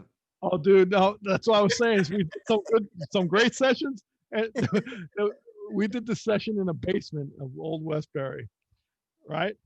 We're not going to say with who because I don't remember who it was. I remember who it was. Yeah. I do. All I remember is there was a picture of a dog and a cat. Like on one side of us, there was a cat, and on the other side, there was a dog. And we were trying our best just to keep our cool. But this is the thing. So, no, I don't want to go there because I don't want to disrespect anybody. Yeah, nice pussy dog. No, but you remember we were recording, but they had the vocal track was on there, but it was like a demo track. Yeah, it was a scratch track. But so we thought. We thought it was the scratch track. So we asked if they could please take the scratch track off while we were recording. And then it turned out in the darkness of the booth that the person who sang, this was me putting my foot in my mouth again. But it was like, can you please take the vocal scratch track off? It's kind of throwing us off. And then the light came on, and the girl who was singing, that's my track, and that's the final. And we were like, oh my God, really stuck my foot in my mouth. Occasionally, I make an error, and there was nothing we could do to recover from that one. It was just like, let's finish, get paid, and roll out of this. But 20 years later. But after that, like you said, there was a cat and a dog, and so it was like, hey, nice pussy dog. Hey, dog, how's your pussy cat? And it became like this whole thing. It was just we had everything to do just to kind of get through it, like you said, to get out of the session to keep ourselves amused because we were like, oh. And I don't remember the song. I don't remember what we played necessarily. I thought we actually sounded really good on it though. I remember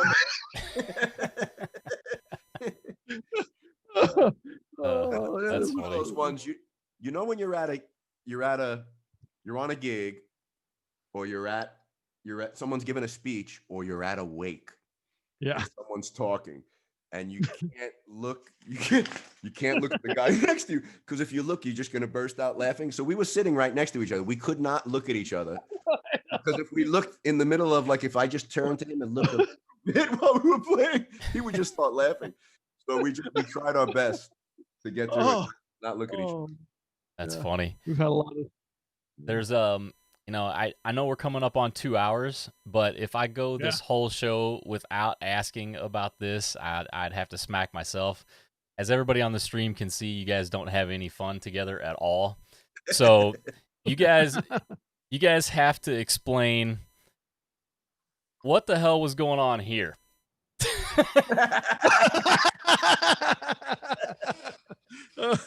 All right, so it's it is 11 o'clock, 11:15. It was a day off. It was a day off, and Carl had he got a better room in the hotel than I did. Lucky that day. I was lucky that day. And I was expressing a little frustration, so I think I put my chair on his bed. No, but we were at the Humphreys by the Bay. Yeah. By the Bay? On the Bay? Yeah, on the Bay by the, who knows? Is it in San Diego? It's such a beautiful venue right on the water. I've been Ross. there with numerous bands. It's just so beautiful to play there. And you stay in the hotel, like right behind the stage, which is that room. Well, no, you had the one in front of the stage. Mine was the room behind the stage. But that night that we got there, we had the night off, and it wasn't Flock of Seagulls. Who was it? Tears for Fears. Oh, Tears for Fears was playing. And Tears for it's great music. It's iconic music. You heard it whether you were listening to it or not. But we were in an interesting mood that night. We got a lot of tequila. When I went to the liquor store, I felt bad. I felt bad because I got upgraded somehow. So I went to the liquor store and got a couple bottles of our drinks, nice, happy drinks. And then John decided he was going to sit and he wanted to see the stage from the bed. Right. All right. Because if I did too. Because It elevated. you couldn't see, but if we put the chairs on the bed, you could look out over the Exactly. and you can see the stage. And it worked out. So we watched the show from there.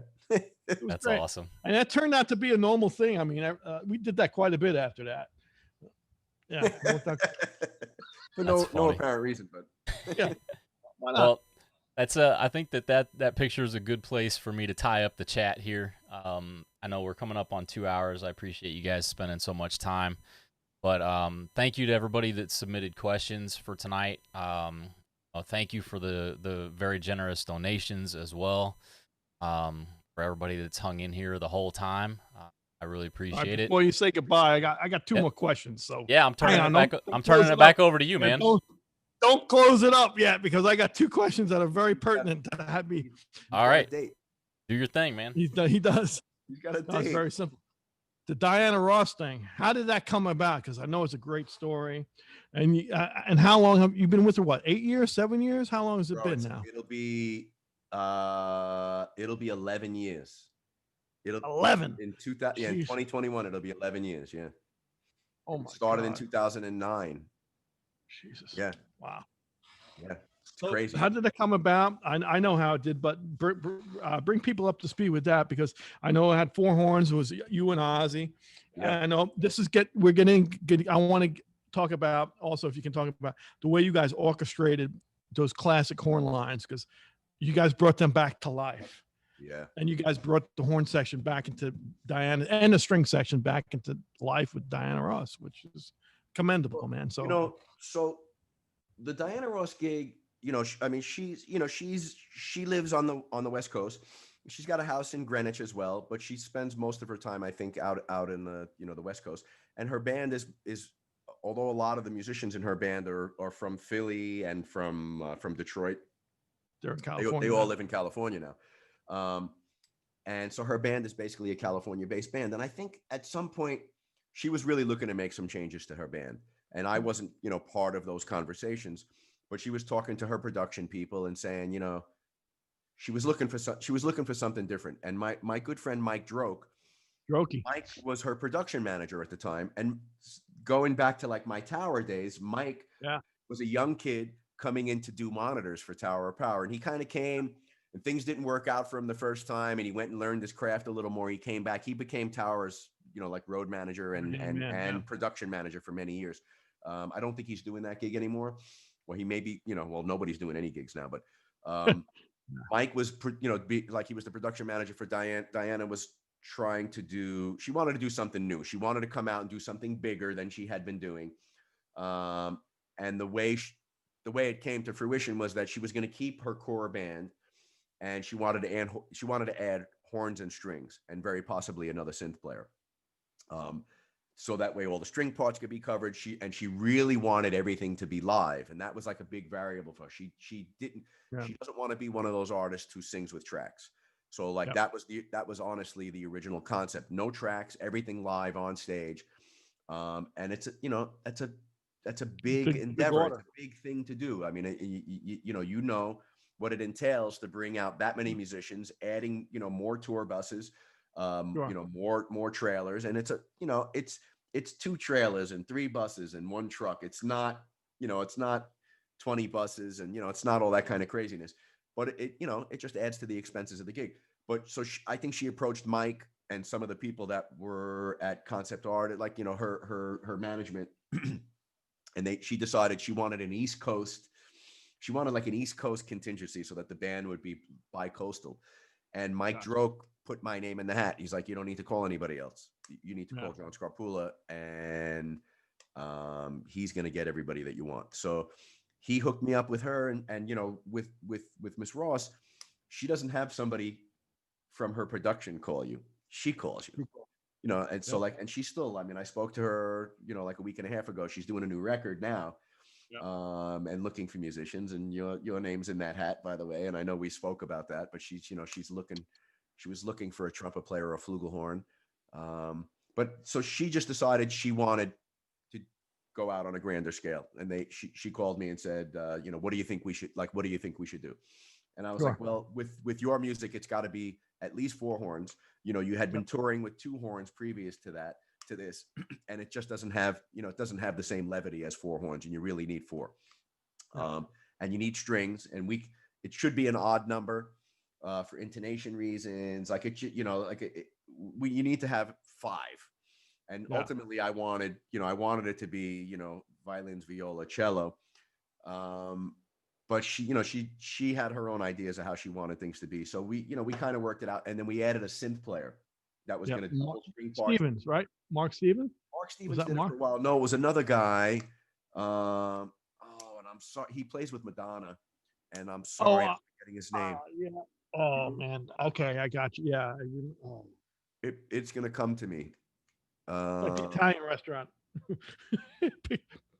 Piccolo Venezia. Oh man, I can see his face too. Such a sweet guy. Anyway, so she came to me and said, you know, this is what we want to do. And I want to add 4 horns, 5 strings, synthesizer. So that's, you know, that's 10 musicians in addition to the, you know, 8 or 9 she had already. So now it's, you know, a big ensemble. And her musical director at the time was Kevin Chocan, guitar player. And, you know, we had to communicate with him and come up with a plan, but it was literally like 38 songs that she wanted in her arsenal, reorchestrated for this ensemble now. And she's had charts done for her since the 60s. So she's got boxes and boxes of storage space. Greg Gaines, a great writer and musician. Lalo Schifrin was her orchestrator at some point. Quincy Jones was her orchestrator. Top guy. Like the top cats wrote stuff for her. So, you know, she was like, I need these 38 charts, and I need them like a week and a half from now at the first rehearsal in LA, like in a week, like, and I was panicked, you know, and you know, Ozzy Melendez and I had been talking about like how we were going to do this and how was it going to really work.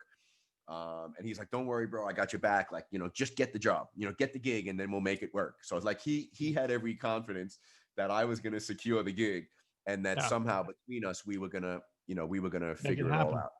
Yeah. And, you know, she's like, you know, we negotiated a price and a time frame, which was we had like 10 days to do 38 charts. And I went to Ozzy's house and I stayed there for days, and we wrote, and we transcribed, and we wrote, and we medleyed, and we went crazy. And we did as much as we possibly could, and we showed up to those first rehearsals as prepared as we can possibly be. We got thrown under the bus a little bit because things got changed, as it will happen. There were key changes made that they didn't bother to tell us about. We were orchestrating for the new band, but nobody bothered to tell us that things got, in some cases got moved by a half step, or that like we did separate arrangements of some songs, and it was decided at the last minute that some of those songs were going to be medleyed. So on the fly in the rehearsals, we would come up with an arrangement. And after the rehearsal all day, Ozzy and I would go back to the hotel and re-edit, change the keys, put it back in Sibelius, fix everything, print out new charts, bring them to the rehearsal the next day. And that's kind of how the gig went. And she, between Ozzy and I, we just picked up whatever slack that needed to be picked up. We were prepared. We knew the songs. We knew the chord changes. We knew, we were just prepared. And then again, now I also contracted everybody for the gig. So there was the dynamic of bringing in all these new musicians, and she wanted, very specifically, I want stars for every chair. Like, I want a star for every chair. I don't want a sideman. I want a star. So, in my head, I had to think about, first of all, people that I really enjoy being with, something we touched on earlier. And then people that could step out. If she points at you and decides now's your moment, whether you're prepared for it or not, that's your moment, because there's only one person that decides that it's her. So, I had to be prepared for that, because I had to be thinking about, like putting people like that in every chair. And I gave ultimately that makes you good. That makes you look good if you have somebody that you recommend. It's like the Tommy Byrne School too. It's like, it's only going to make your stock better if you bring someone in that's just as good or better. That's going to make everybody shine. Right. Exactly. Thankfully it all worked out. It all worked out. She loved it. And she was like, we're bringing this on the road. And I think we did a couple of years with you know, full horns and strings, and the first thing that changed was the synth player, and then I think we did less string players. Then we went down to one string player and still four horns. Then no string player. Then That's when I got on, when there right, was no string players. right. It was I was out with Billy.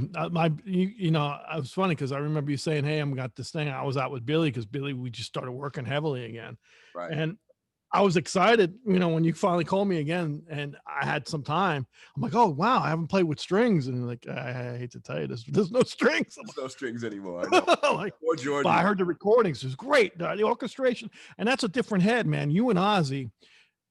I mean, I'm just going to be a little fanboy on this.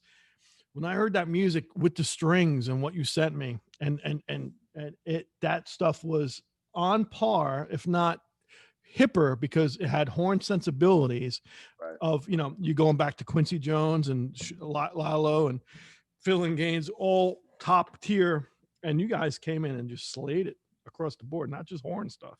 So it was a challenge for me, you know, as a musician, but hearing that string stuff was, and contracting that, man, that's a heavy thing. 11 years later, you're still there. I'm still there. I'm the only one. I'm the last man standing right now. But yeah, so it's dwindled away. I remember, yeah. It has. I mean, we've brought back horns in Vegas a couple of times. Then we did New York. We played City Center, and she was thinking maybe she'd do four horns. Then we just did two horns. We just did Ozzy and I, and that was actually kind of cool because we approached it kind of like the Crusaders. We did like more of a Crusaders kind of thing. And it worked. It actually worked. It was really cool. I mean, we've been playing together for 35 years. So like we knew her music and we knew each other. Yep. So between body language and using between body language cues and just listening to each other, we played through the gig. And afterwards we were like, wow, that actually sounded pretty cool. I mean, I missed the baritone sax and the lead trumpet, you know, obviously.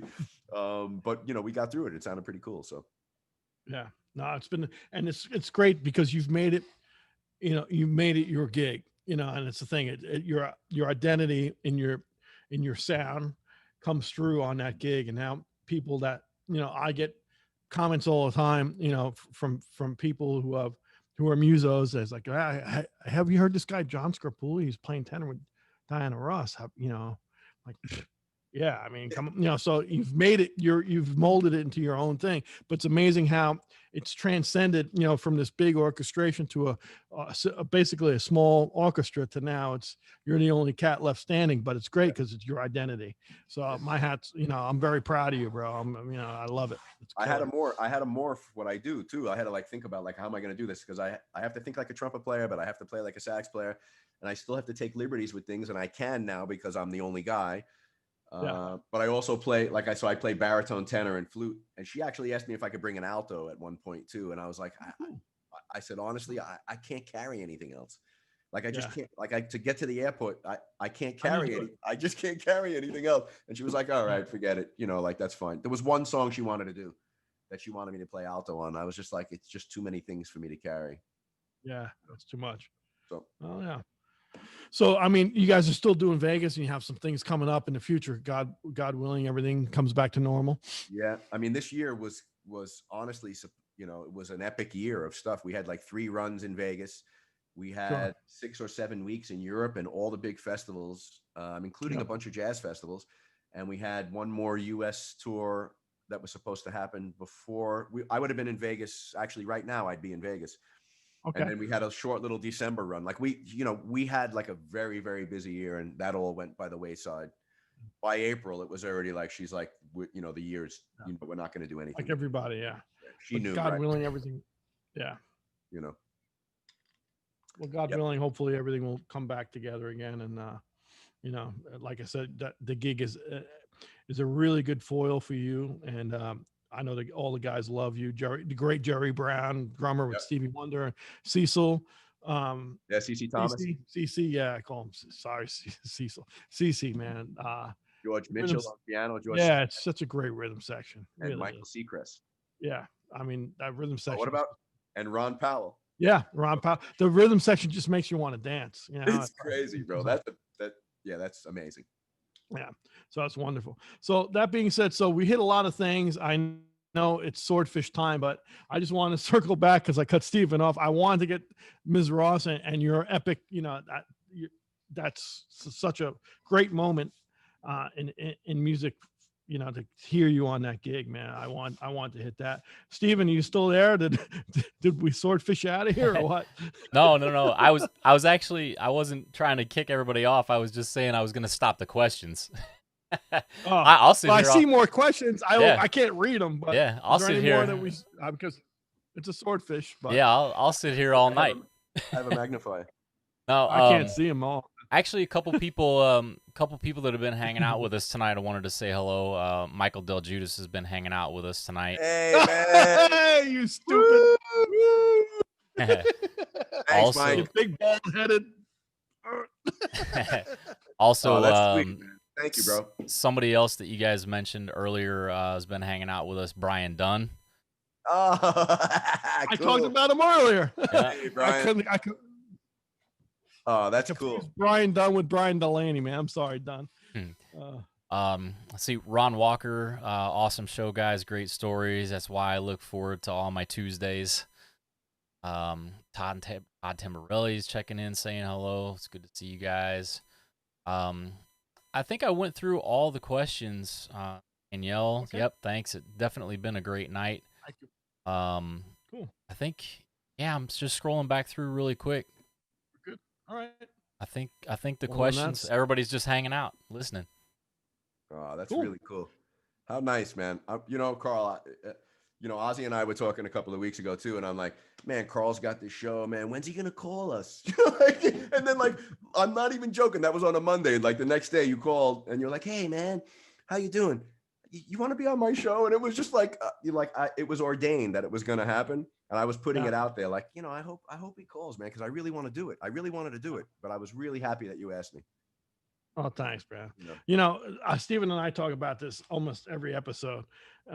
We expected to do maybe 2, maybe 3 of these, period, because, we were bored. We were looking for something to do. And, people always said to both of us, man, you should probably do something just to talk, because Right. we were doing a lot of clinics and stuff prior to that. And, the world shut down. So we were expecting to do 2 or 3. And, what did we got? 28 now, 27 episode, 27. I don't even know where we're at. This is the 6th episode of season 3.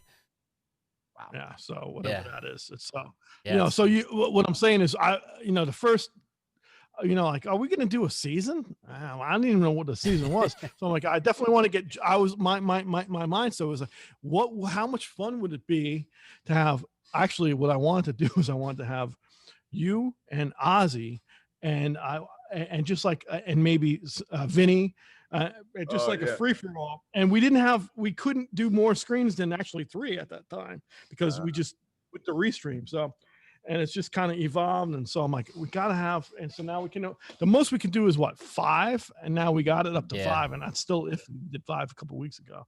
Yep. It's growing. Growing, but yeah, it's been one of those things that kind of just grew organically, and I don't want to kind of toot our own horn, so to speak, but it blows me away the people that are actually calling and saying, hey, can I do this? It just kind of has blown me away, the response that people have gotten. So and John, you of course have been on Carl's mind since the list that we put together before the very first episode. Oh, cool. All right. And thanks for doing this, John. I just want to also let people know, it's coming to my attention for emails like, hey, man, you're making a lot of money doing this. I appreciate it. We're not. That's not the point of it. It's a community. Yeah, we have a couple of shirts here and there. If you want to give, that's great. But we're not, this is not a money maker for us. This is for us and for our soul. And John being here and my friends being here, it's something we need. So I appreciate it. But I appreciate you guys coming and hanging with us, and we wouldn't be anywhere without guys like John showing up, and we're very fortunate. Like I said, we have a couple of things here and there, shirts and stuff that supports our servers, but that's neither here nor there. We just really appreciate the community, and that's what it's about. So, that being said, I'm going to let John have the last word. Man, I love you so much, and it could be about anything. It would be about your kids. It could be about Connecticut. It could be about your family. It could be about Miles, your dog. What excites you in the future, man? What are you looking forward to? Wow. You know, hmm. I mean, wow, I mean, Want me to let you think for a second? no, of course I would love to get back to playing. That would excite me an awful lot if I could get back to like some regular, regular playing music again. Um, making a living, paying my mortgage would be nice. Yeah, imagine that. Hearing my kids, so like I'm in my music room, Yep. and outside that door, I walk across my hallway. Now I moved to Connecticut, so like I have a beautiful spacious house, and I have a great story with the piano that's in the other room, which my realtor posted a picture of my son Luca playing piano on this we had a little spinet, and he was playing piano, bro. He was playing I remember piano. that spinet in Huntington. In Huntington, exactly. Yeah. He was playing the beginning of Piano Man and doing a really good job of it, and we videoed it, and Yanni put it on Facebook. Our realtor saw the video, and she posted it, and one of her clients in New Fairfield, one town from us, saw the video and was selling her house and decided she didn't want to sell her piano, and she wasn't going to leave it for the people that were moving or that were going to buy her house. She wanted to give the piano to us. So she gave us bro, I'm not even an exaggeration. She gave me the receipt. It's a $28,000 Young Chang, like this beautiful piano with like mother of pearl inlay. It's a spectacular piano. So now I'm sitting, my sons practice like 20 feet away from me. And sometimes, I'm in here trying to do something and it drives me crazy, but they'll knock on my door and say, Dad, I'm going to practice piano for a little while. And I sit in here, and this excites me, bro. I hear them in there. Like, and the piano is like an immediate satisfaction. Like with trumpet and saxophone, you got to work on a reed. You got to get your lip buzzing. With the piano, anybody could go to the piano and play it, but not anybody could go and sit at it and make music. And so I have two sons, Giancarlo and Luca. They're 13. They're twins. They came from the same egg. They live in the same house, same environment, eat the same food. But they're two entirely different kids with two entirely different personalities. And with that, I never have to look and see which one is playing. Really? I know from what he's playing. I know from what he's playing which one it is. They both have a different concept. They're both into different music. Giancarlo's more into like anime and like pedals and stuff up here and pedal and stuff up here sometimes really dark and very heavy-handed kind of stuff. Like that's where his head's at, because that's what he listens to and that's where he hears it. And Luca's got a more subtle, like he's listening to Kinda Blue, and he's really? So like that. And they have a different concept. And I hear them and I get tears in my eyes. And that's, bro, I could only impart my love for what I do and my love for music, and all of my friends like yourself, that they see what we do and they see how much we love it, and they see our lifestyle, and they know that their friends' fathers don't do what we do. Yeah. And they're like, they see this, and whether they want what we have or they aspire to have what we have, they're in the other room making music, making some kind of semblance of what from what their environment is, but also from their own life experience and their own passion. And I'm telling you that there are many, many times where I sit in here and I get teary-eyed. Wow. Because it's just, would I love for both of them to be, doctors or lawyers or have a job that involves no stress and they make $1 million? Yeah, that'd be nice. Yeah. But I want them to find something that they really love doing. Good. And when they sit at the piano, I hear them both. I hear them. And it's very hard to have. I mean, the piano, every piano player plays the same instrument. It's a piano. That's it. Yeah. You can't change the color of it. You can't, you know what I mean? And when someone sits at it and sounds like them, like when you have your own personality on your instrument, you can't teach somebody how to have your own personality. And they both have their own personality, like from a very young age. And I love that about them. Great. And so like that excites me, because I want to see where that's going to go. If it goes anywhere, if not, they love music, and they both play alto also. They both play alto sax, and they're good, bro. They, practicing chromatic scales, practicing their major scales 2 octaves, playing their scales in thirds. And then we're transcribing Cannonball. Wow. Like we're sitting here together and we do 2 bars, 4 bars. They both learn it. God bless you, man. And it's amazing. Like, I know, you know, they have their music stand over here with their stuff on it, and my music stand, and then they have a practice space downstairs as well. And you know, they practice, you know, a couple of hours, at least a few hours a week. I think it's like 2 hours they have to do for school in order to get 100 in band, and then that's just on the saxophone. Then they're at the piano for, you know, hours every week. So, you know, that excites me, hearing them and like where it's going to go with them, where it's going to take them. That's if beautiful. it takes them anywhere. If not, they're not afraid of the instrument. They're not afraid to sit down. Like, they're not afraid to come to a big shot gig and sit at the piano for the sound check and play piano. And they've done it. You know, like, I'm like, they don't have no idea that they're surrounded. There's Tommy Burns and Chuck Berge or Mike Sorrentino, like, you know, so, like some badasses on stage, and they'll just come and sit and start playing. Wow. Pretty amazing. So You did a good job, John. You did a good job with those kids. Doing my best, brother. Yeah, man. All I can do. You're So that excites me. Excites me too, man. I love to hear that. That's man, have we changed for the better? I hope. We're not running to the subway drunk anymore. Oh my God. That was like an every night thing. God. Yeah. My liver is better for it. Yes. We have the memories, bro. That being said, man, thank you so much, Stephen. Thanks for keeping us all together. Yes. We couldn't do any of this without you, brother, Stephen. So thank you. Thank you for everybody for tuning in. John, again, I love you like a brother. Thank you, man. Carly, I love you too, bro. And I'm not embarrassed to say it. I love you, and I'm really, really, really proud of you and all of your accomplishments. And I appreciate you bringing me into the fold here, man, and sharing your space with me. So thank you. Thanks, Steve. Yeah, man. Thank you guys. Better times ahead. Yeah, no kidding. I hope so. Be well, guys.